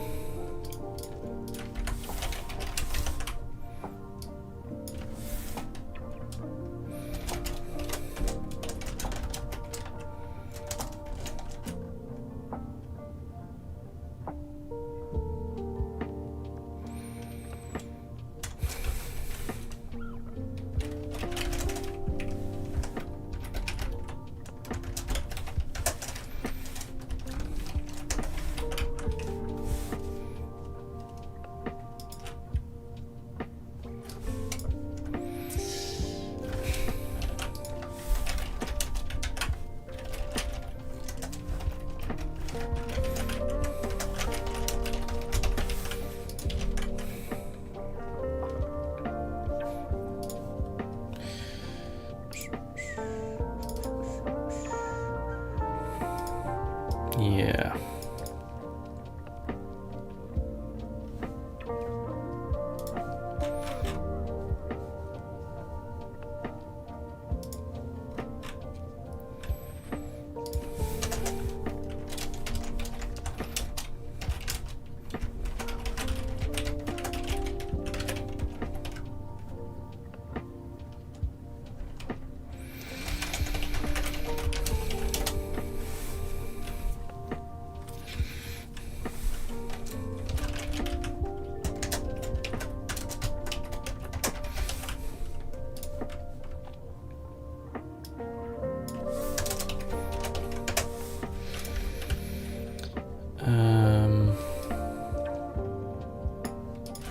Yeah, okay, get display string. We might want to fix this. We do it for performed as well.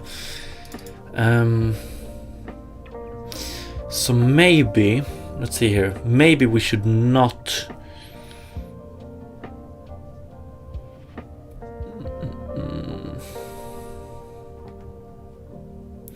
maybe a better way to do this would be, yeah, probably. So we want it for performed and get binding display string. Might want to change that.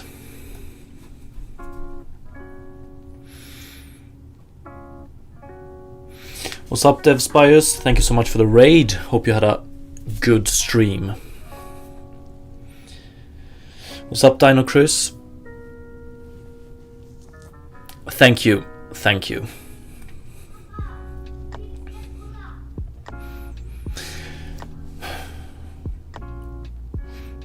And just to summarize where we're at right now, I'm currently, I wouldn't say re-implementing the input handler, but extending it a tiny bit so we can get the full functionality of player input.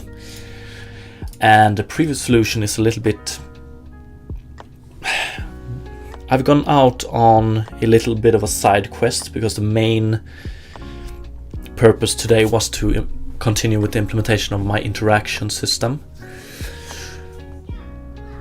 which the interaction system, like to properly display the possible interactions for the player, I needed to get the current input type, and that's pretty much why we landed here. But okay, so previously interaction actions were freely available from outside the input handler. I'm thinking of just closing it in. So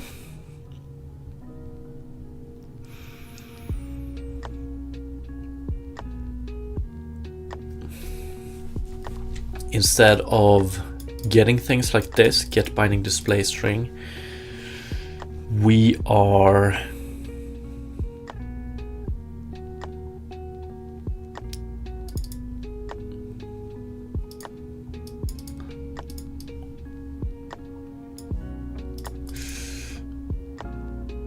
maybe. Let's see. Ooh, this might work. So if we do something like in input handler, get interaction input action, I might hide this one as well, actually. But we could do something like public void, or actually public string get.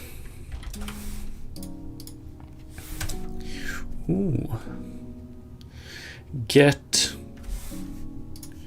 what is it called? Display, get binding display string. Get, fuck it, binding display string.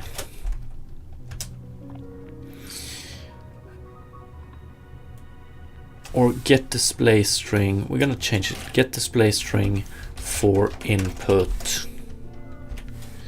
And here we send in input definition.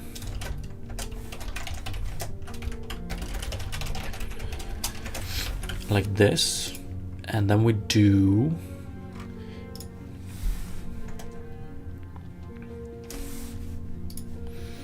so we're working with action get binding display string. Okay, so let's double check how this was actually done.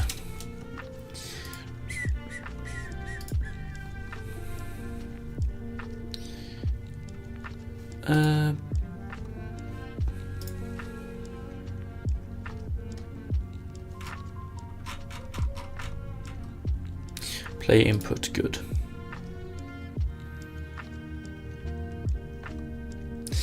Switch current events, there we go. On action triggered on controls change.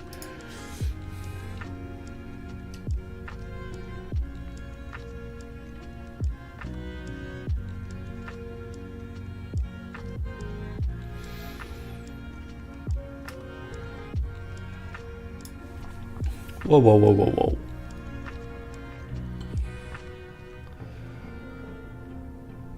It could just work with basically this one, but no. Okay, on controls change. Good. Action player input.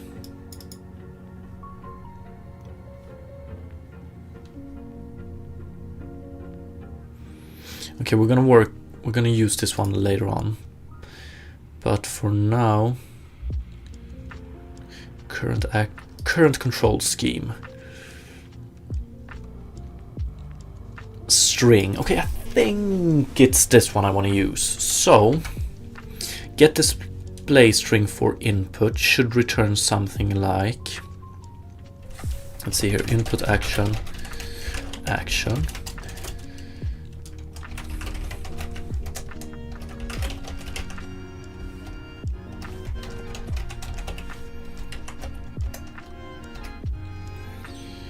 No. Input definition dot get label. And then I want to do something like this. Let's see here. It's 3D, the chromes. I can show you how it looks later if you haven't seen it. Should be soon, I hope. Input action, player input actions, get labeled.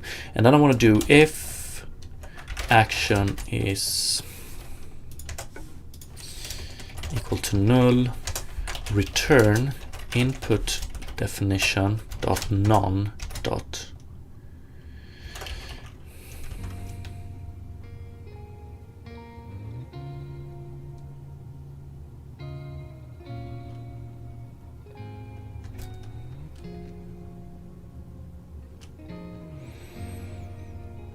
how do we want to do this? No, fuck it, let's just return this for now. Otherwise, return action dot get binding display string, and then I should be able to do player input dot current control scheme, right?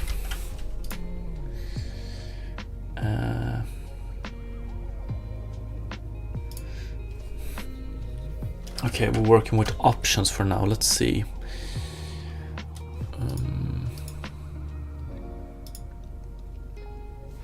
Get binding display string input binding mask by group. Yeah. So input binding mask by group. And then we send in this string. Is this enough or do I need anything else? Okay, so maybe.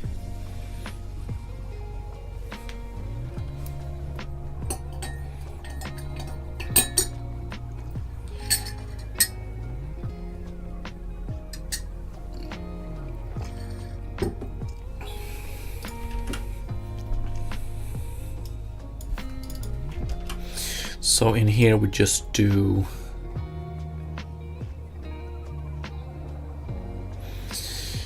fuck me.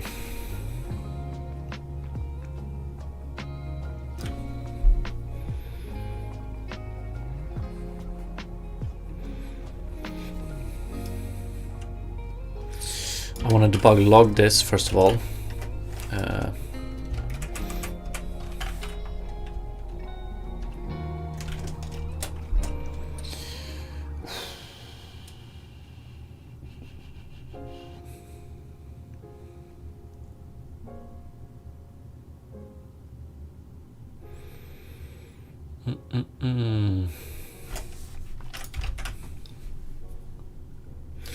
I'm gonna make it even simpler for this one. Public string get display string for interaction action index.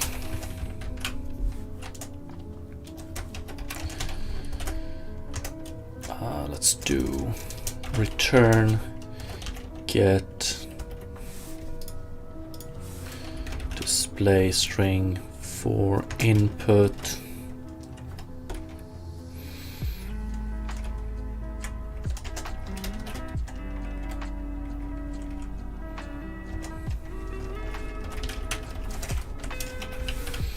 something like this. Oh yeah.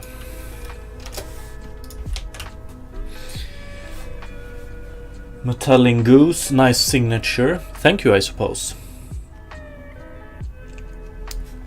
Donitron, hi there. How do you hide your taskbar and Alt tab preview on stream? I looked into it because I wanted to hide them on stream, and the turned out it was harder than I anticipated. So the best way to do it, according to my research, might not be correct, is to just set my secondary monitor to my primary one. So when I stream, I have the secondary set as the primary, so the taskbar and the Alt tab preview will show on that one and not on the actual monitor I'm streaming. Yeah.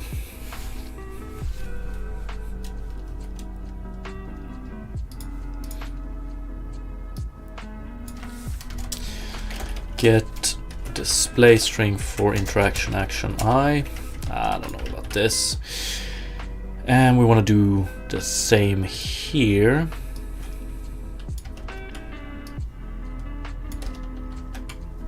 A little bit nicer at least. And then we get to this one as well. So I want to change, I want to fix this one as well. I don't want these to be available from outside the input handler, I don't think. So instead we're gonna send in a function we want to bind.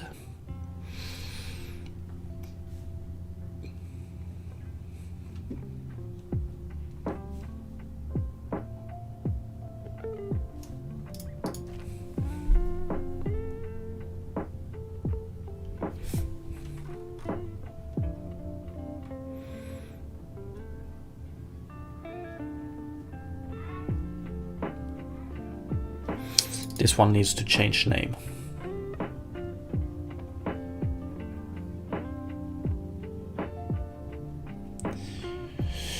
You know how you got your VS Code tabs all on top? No, unfortunately I don't remember it. But it should be pretty easy to Google. I'm sorry I couldn't help there.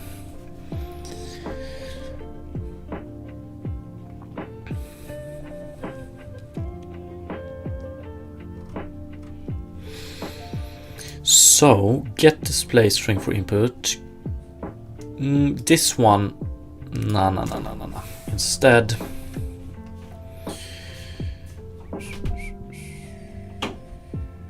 let's see.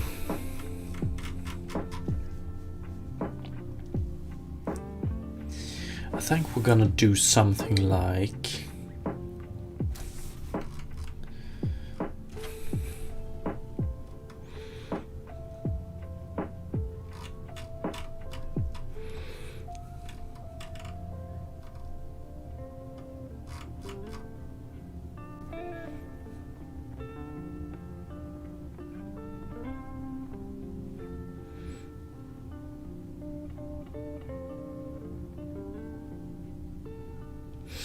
oh yeah, okay, I'm sorry, I misunderstood. So you have all your open here instead.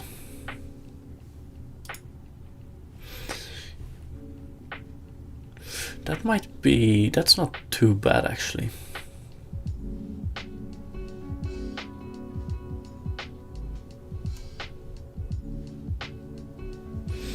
Donitron, that was the solution I was able to find as well. I guess that is the only way. Yeah. Which I find extremely weird. But, I mean, I'm pretty fine with it. It works. Cypher, yeah, as well as the repository view too. Okay, that's nice. How does that work? So if you display these tabs to the left here, how does that work when you have split like this? So do you have these files are to the left here, and these files are to the left here. But yeah, that might actually be... I'm wondering if... Or I'm thinking about group 1 and group 2. Okay, nice. I'm thinking about just reverting this change so they don't stack like this, but they just get a big line and go out of bounds, basically. And then just rely on this one to open files. But yeah, I don't know how. Yeah. Okay, let's see here. Get interaction, input action. No, I don't want to do this. We're input action. I don't want to move them out from this one at all.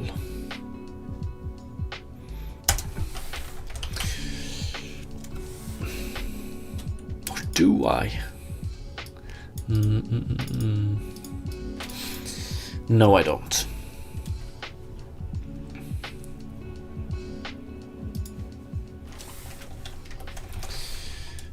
Public void bind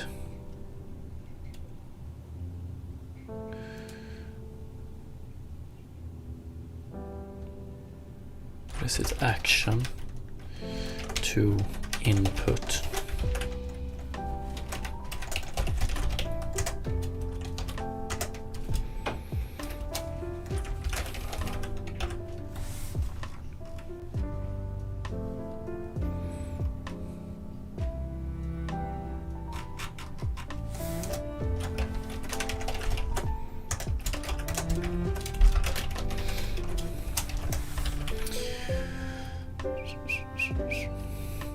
Bind action to input.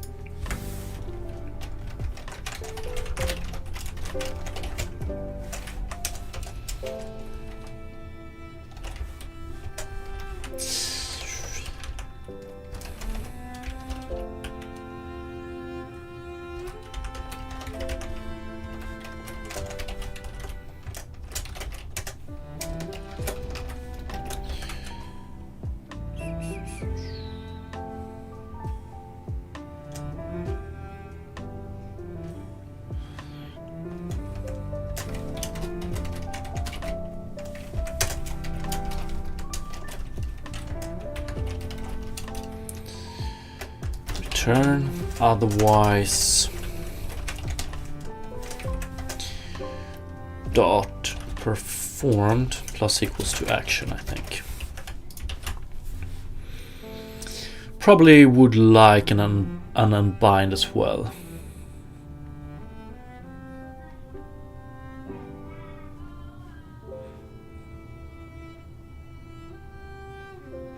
Right click Explorer, open editors. What does that do?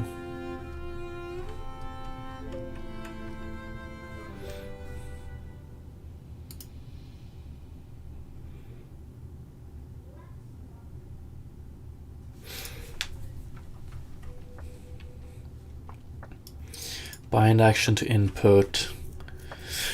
What's up, Dark Summon? How are you doing today? Bind action to input, unbind action to input. Bind input to action. Bind input to action.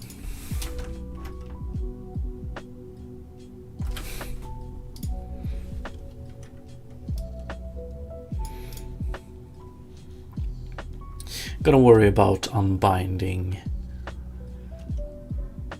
at a later point, because right now I want this one, but I also want public void bind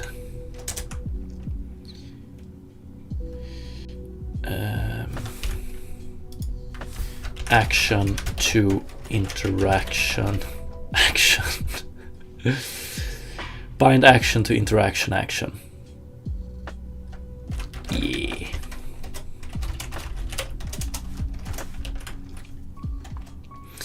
And here I want to do bind action to input.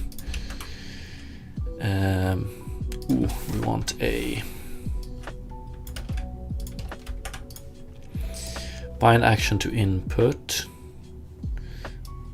Want this one, I think. And action.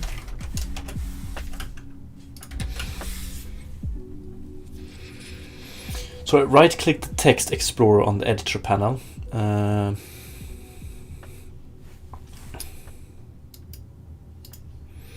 open editors.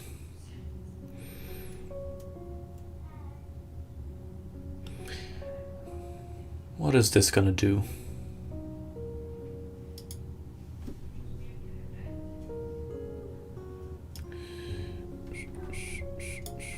Okay, so you have it like this instead. Yeah.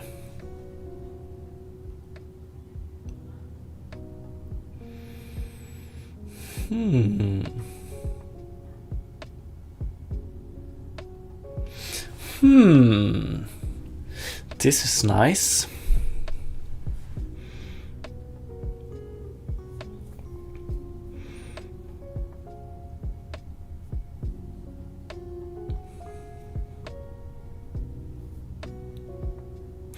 Okay. I think I...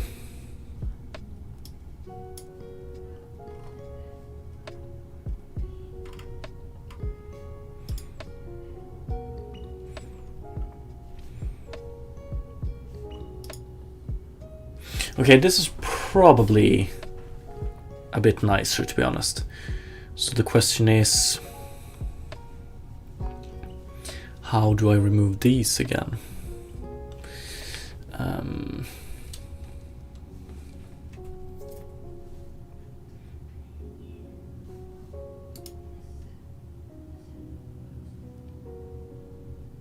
Settings tab, something, something.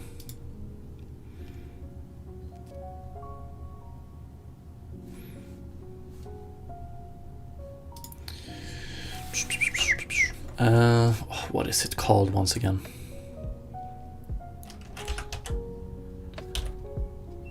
Something with tabs, isn't it?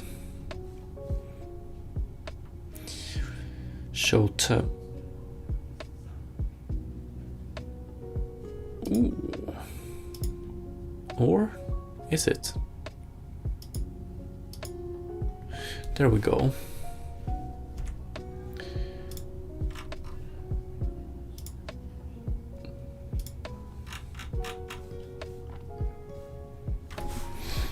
Okay.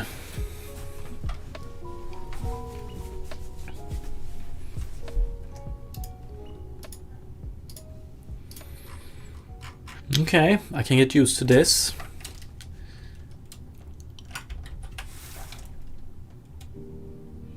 I think.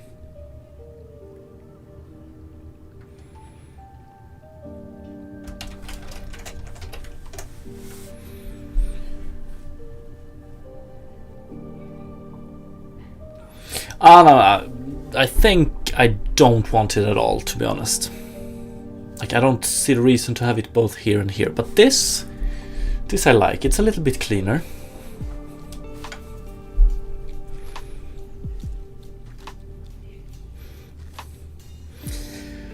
Bind action to input. Okay, so we can bind it now.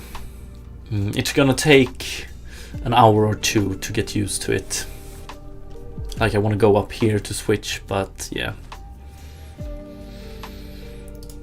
Playable entity. So here instead I want to do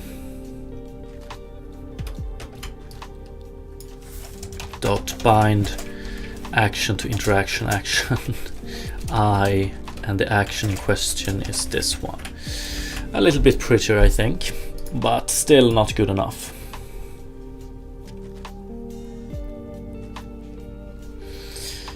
Okay, yeah, we still have toggle, which is an issue.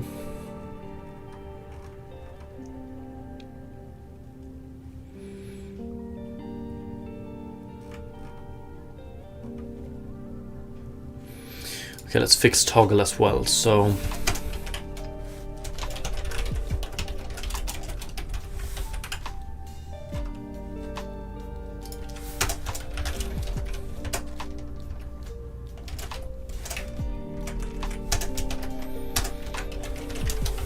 did I actually name it primary toggle, or yeah, primary toggle.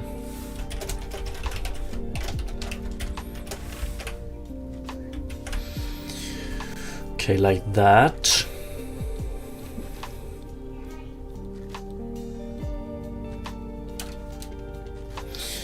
Oh, what is the... Ooh, this is nice. Is this quicker? Playable entity. Okay, this is latest used, right? Or is it? Yeah. Can I do and walk up? Okay.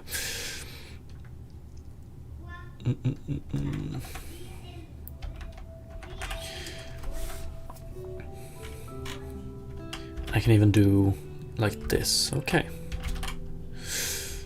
Okay. Toggle action. Yeah, we need to enable that one as well. And we're just gonna do it like input action primary toggle action reference.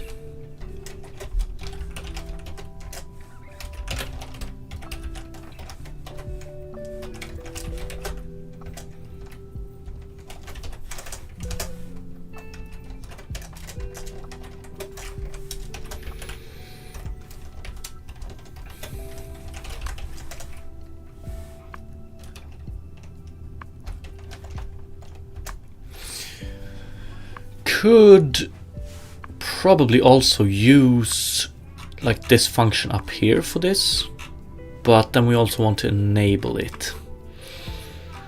make it a little bit cleaner later on.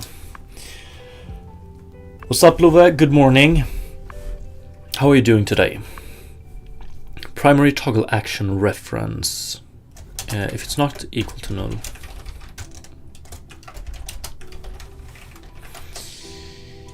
Then we want to do some things. We want to enable it, and we want to set performed like this.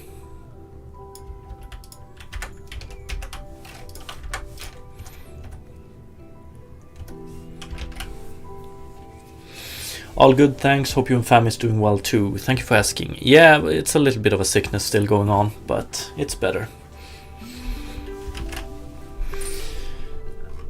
Okay, so that should be the rework of this one. Damn, this one is growing to be quite large. A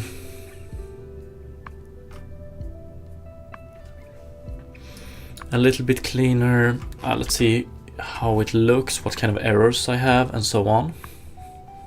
And see if it works. Okay, no errors. That's good. So if we look at input handler now, instead we have, let's move this one up.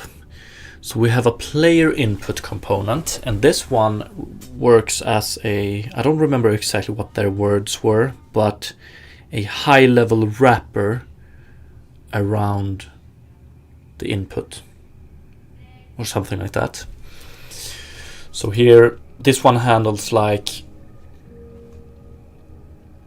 what is the input type, and we have a reference to the default input actions, which it's named right now. I don't know about that one, but that's this one. So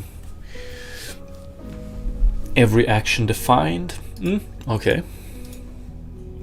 And then we have input handler here, and right now this one doesn't have any additional settings that needs to be done. So all input is handled by this one right now. It's a little bit nicer visually, if you ask me. Okay, so where are we at right now? It should work as it did this morning, but hopefully the correct display name of the input will be shown when hovering over objects. We'll see.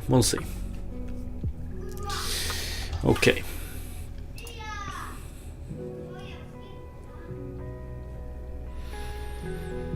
Input handler 115.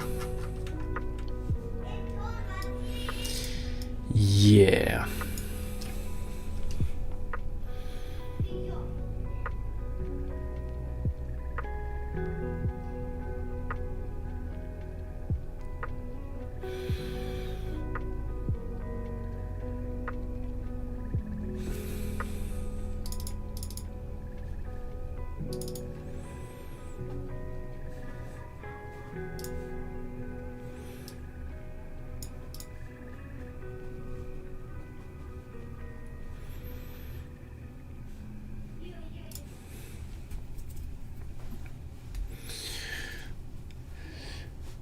Megas, how did you make the outlines? I have a video on my YouTube channel where I go through it.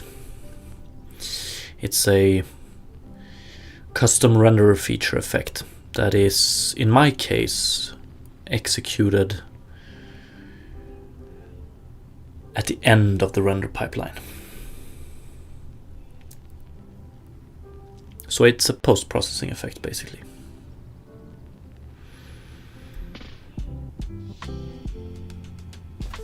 Okay.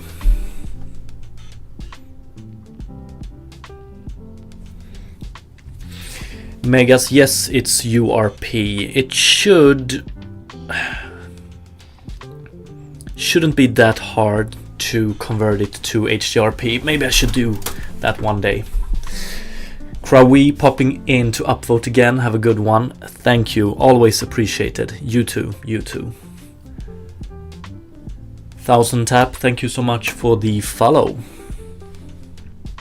Okay, so we have a simple out of bounds here. That's not good. 48 115. Yeah, of course. Okay, 115, and this sucks. Okay, which one is out of bounds? Is this one out of bounds, or is this one? Number of interaction inputs. We instantiate.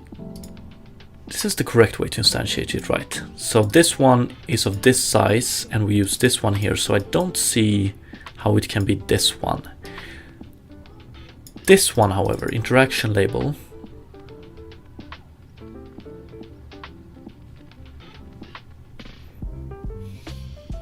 Whoa, whoa, whoa, whoa, whoa, whoa, whoa, whoa. Yeah. Nah, okay, so it cannot pretty much only be this one, right? This is a string.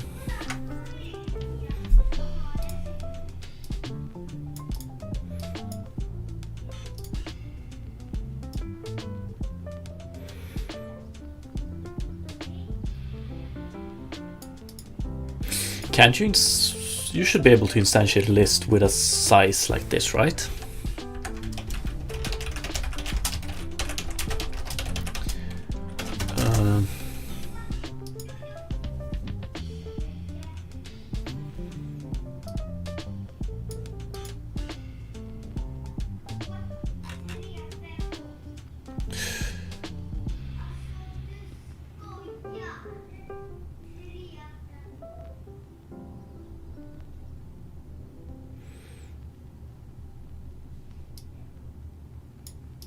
Okay, yeah.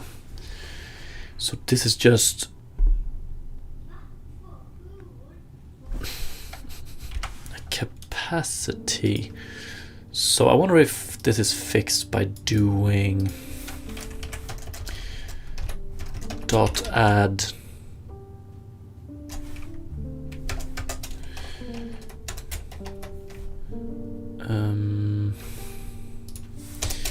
okay, if we just add it like this, we might not get. Can we do, or actually it's called insert, right? Okay, something like this. Let's see if we still get an error then.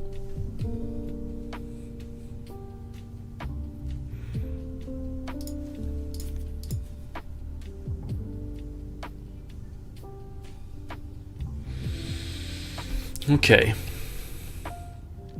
and it's still V here. This is extremely weird. Let me just play this one. Oh, I should have cleared.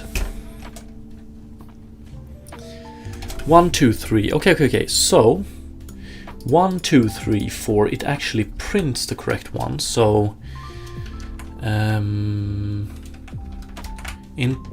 not input handler, but rather playable entity. So this print is correct.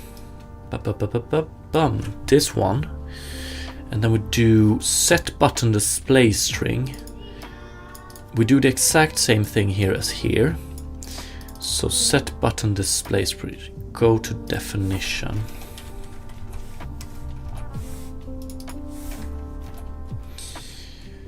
If button map item is not equal to no. Or if it's equal to null, return. Otherwise, set button.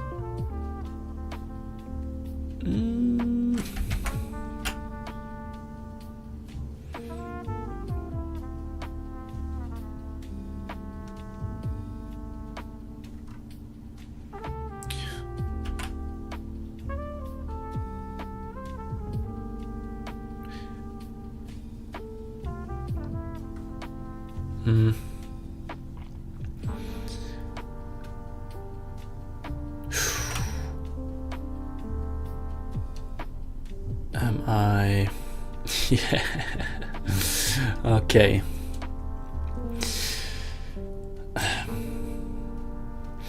Yeah, okay, so right now the button maps are instantiated outside of the input interactor map. Would love to change that. So basically we like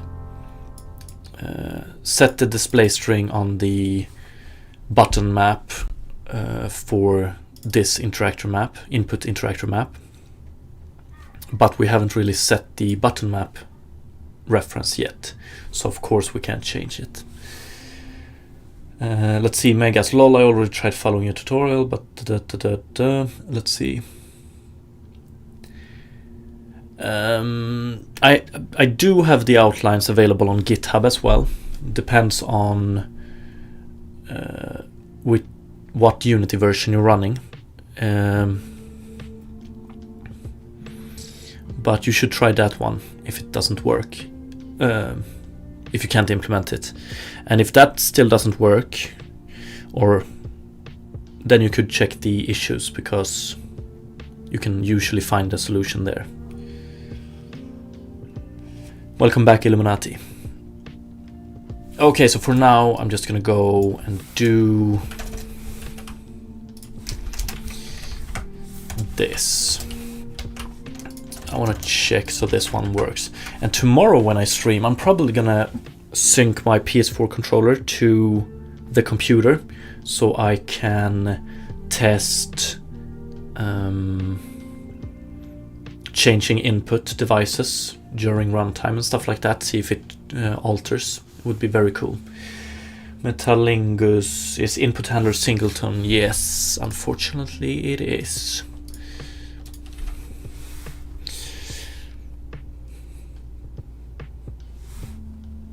Okay, and then we get an error. Playable entity 32. What am I missing now?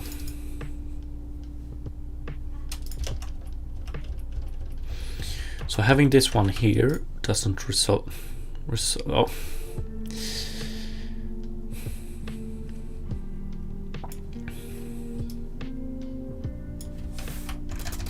Yeah, this one definitely needs to be cleaned up, but yeah.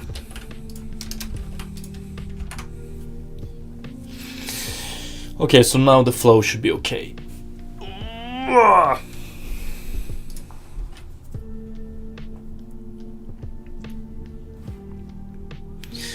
Still got an error though, but pick up 2. So now we have the correct keyboard shortcut here. Pick up 2. Beautiful. So what is the error in question?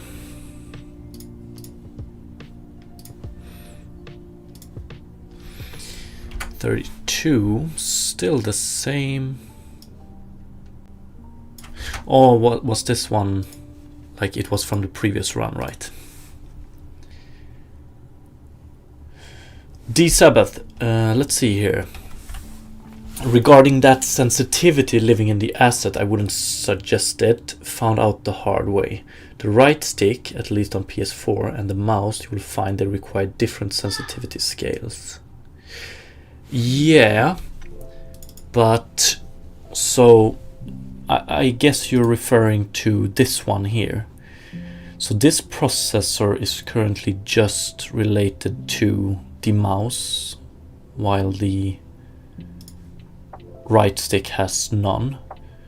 So doing it like this, you can have separate sensitivity per input type.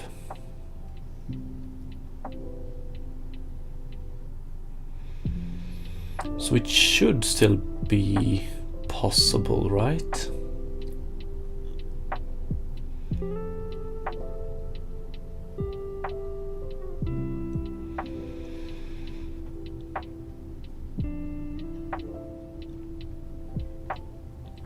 Because like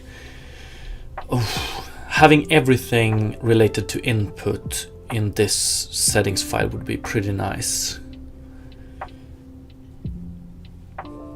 Illuminati, I'm excited about how the game terrain will look like. Yeah, me too, just really haven't gotten to that just yet. D-Sabbath, yep you do, but if you want to play to modify their sensitivity, you need to handle both cases using the onChange device event. Yeah, that is true. Thank you for the note. We'll definitely keep this in mind. Let me just put it in my notepad here on the side.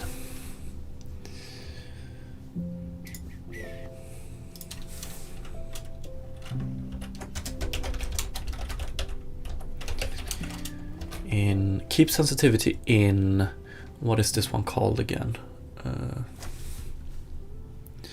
Input action asset, or in input handler.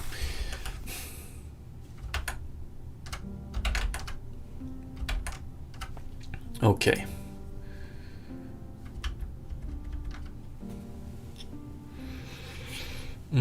Yeah, that's something to keep in mind.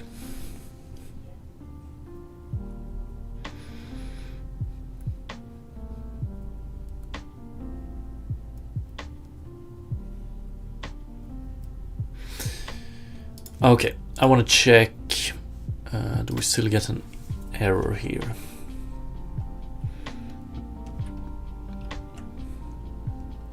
Okay, but this is very nice. So pick up 2. Now we have the correct visual for the keybind, and it shouldn't be too hard to extend it so that if we switch to PS4 controller mid-game, it should be notified. I want to try that, maybe tomorrow. And pick up 2, then we have it, and now we have drop on 2. Very cool. So I could do default input actions. Let's do, so it's this one. Let's change it to, I don't know, listen E. And then we do play. Fuck, working with input, the input is pretty fun. Okay, so now it's on E and it shows and it works. Very good.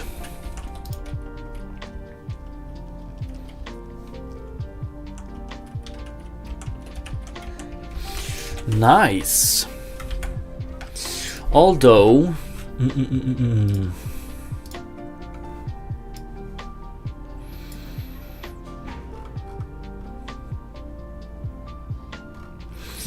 a little bit of a more messy setup. The croon's animations look good. Thank you, appreciate it. There's still some things that I don't like with the animation, but they are like the things I dislike the most are can easily be changed in the animator. I just haven't gotten around to it yet. But thank you.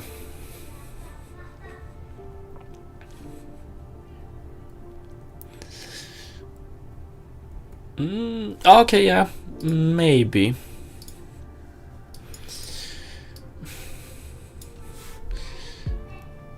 This is good, right? Could go with static strings as well. Like Soul Reaver mentioned.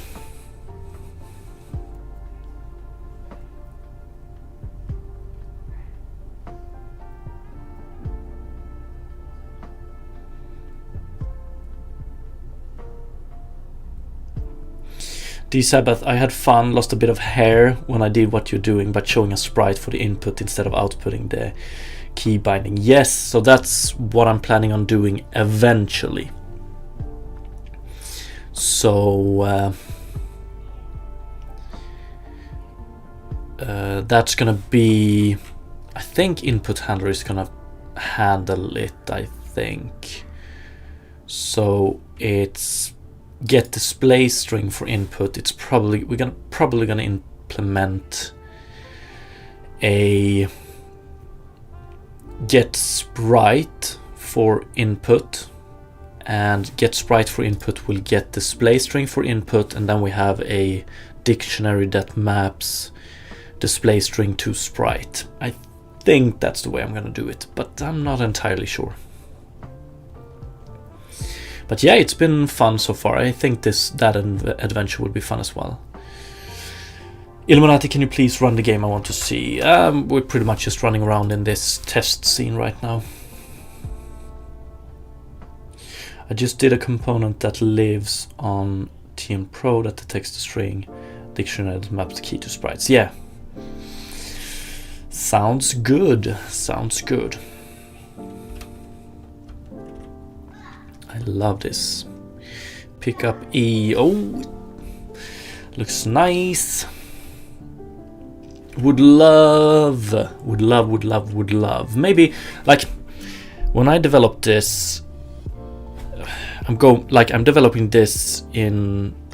I'm not keeping a red thread. I'm all over the place, switching what I'm implementing and things like that. But hopefully that doesn't bother you viewers too much. But what I really want to do is I just want to clean these visuals up a tiny bit so they look a little bit more like I envision them looking in the end result. That would be nice to do this week.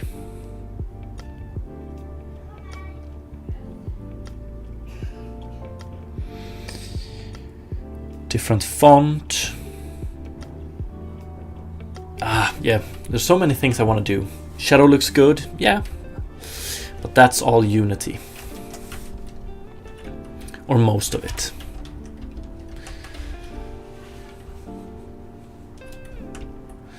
I think it looks pretty good overall.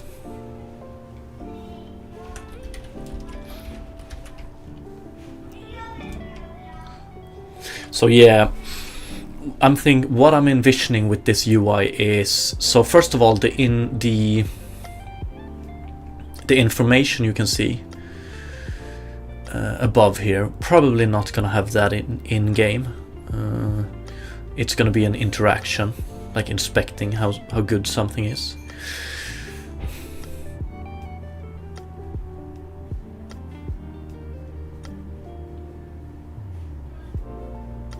Okay, but with this input in place, I did not anticipate to rework or to extend the input implementation when I started streaming today. But yeah. The Croons, have you made a toon shader tutorial? Yes, I have 2 videos, one for outlines and one for cell shader, and they are, I wouldn't call them entirely tutorials. They could work as tutorials, but they're more like, I implemented this and this is how I did it. I implemented this for my game and this is how I did it, if you want to do it for your game.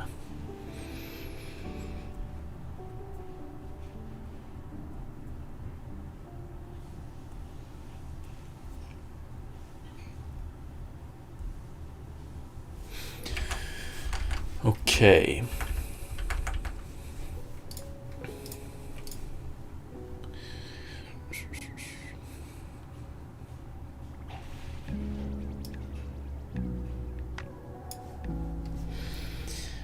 Research and probably use player input, done.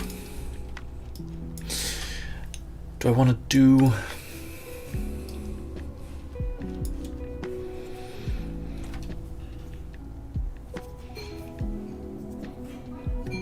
It would be nice to implement this one right now.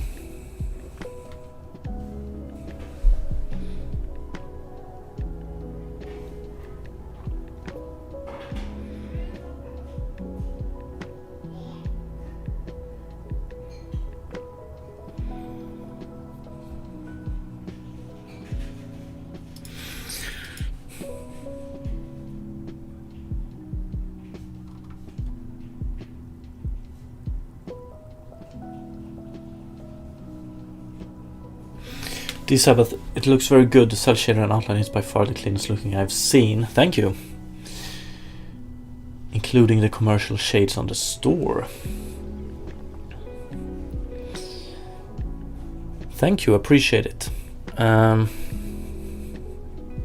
Yeah, so the outline shader and some of the cell shader, I've updated it quite a bit since my devlog video actually. So the one I'm using here currently is a little bit differently, although, or it's a tiny bit different, but although the other one is also good if you ask me.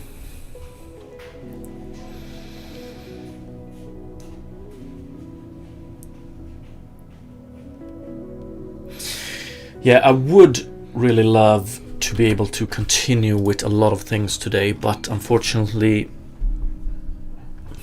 I won't be able to stream that much today. How's the performance on your shaders? I haven't really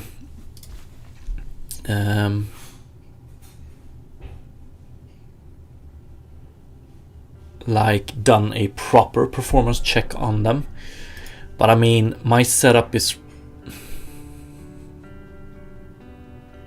so I can't really answer that question. I'm running on old hardware here. It's a 1080.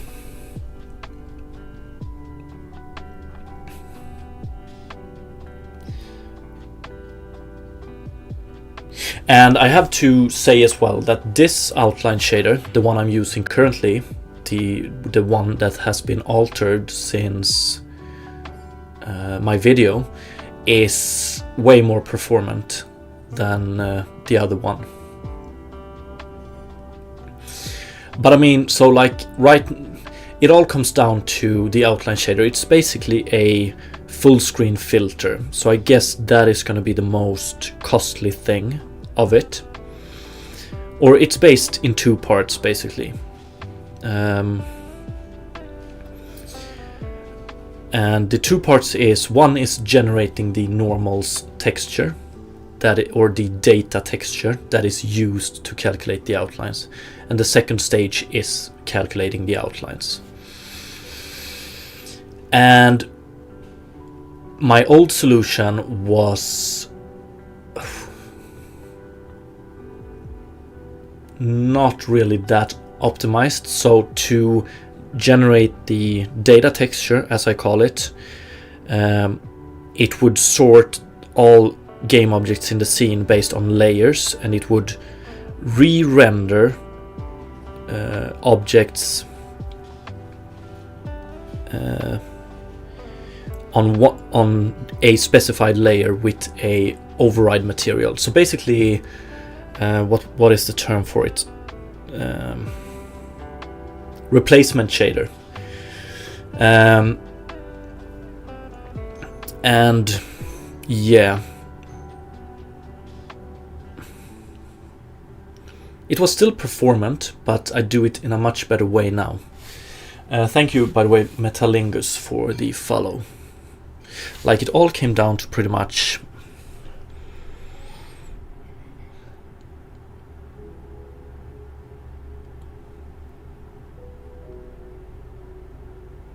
well, let's see here. Do I have the old solution still? Rendering, render features, outline data generation, screen space outlines. I think this is the old one.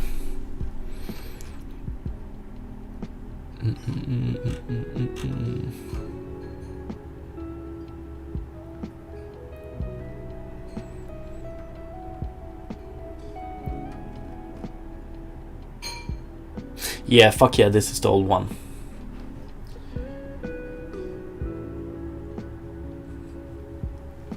Ooh, that's a good question. I was curious. Having thought and worked a lot on this idea, what's the biggest update to overall goal direction since Devlog 0?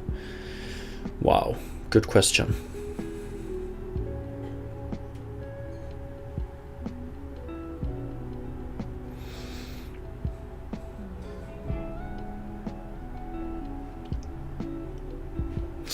If I'm gonna be honest with you, I didn't go that much into detail of how the actual game would play in Devlog 0, so I don't think there's...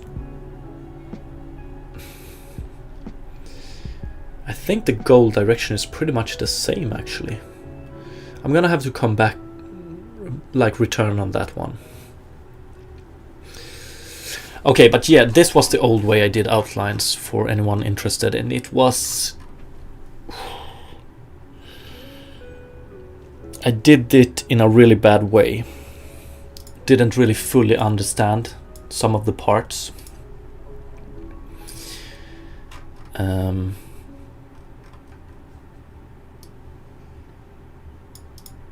yeah, but like, even though I screwed some things up here, it was still performant enough. But yeah, the closer I get to release, the more I'm gonna check like them performance-wise, but I can't really answer that question, D Sabbath.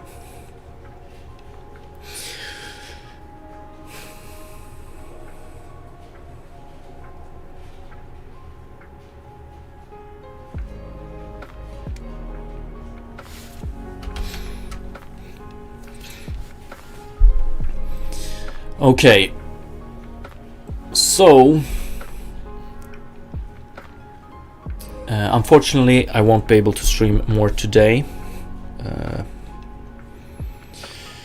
Have to take care of my kid, but I will be back tomorrow doing more implementation on the interaction system instead of the input system, hopefully. And maybe, just maybe, I will be able to stream a little bit longer tomorrow.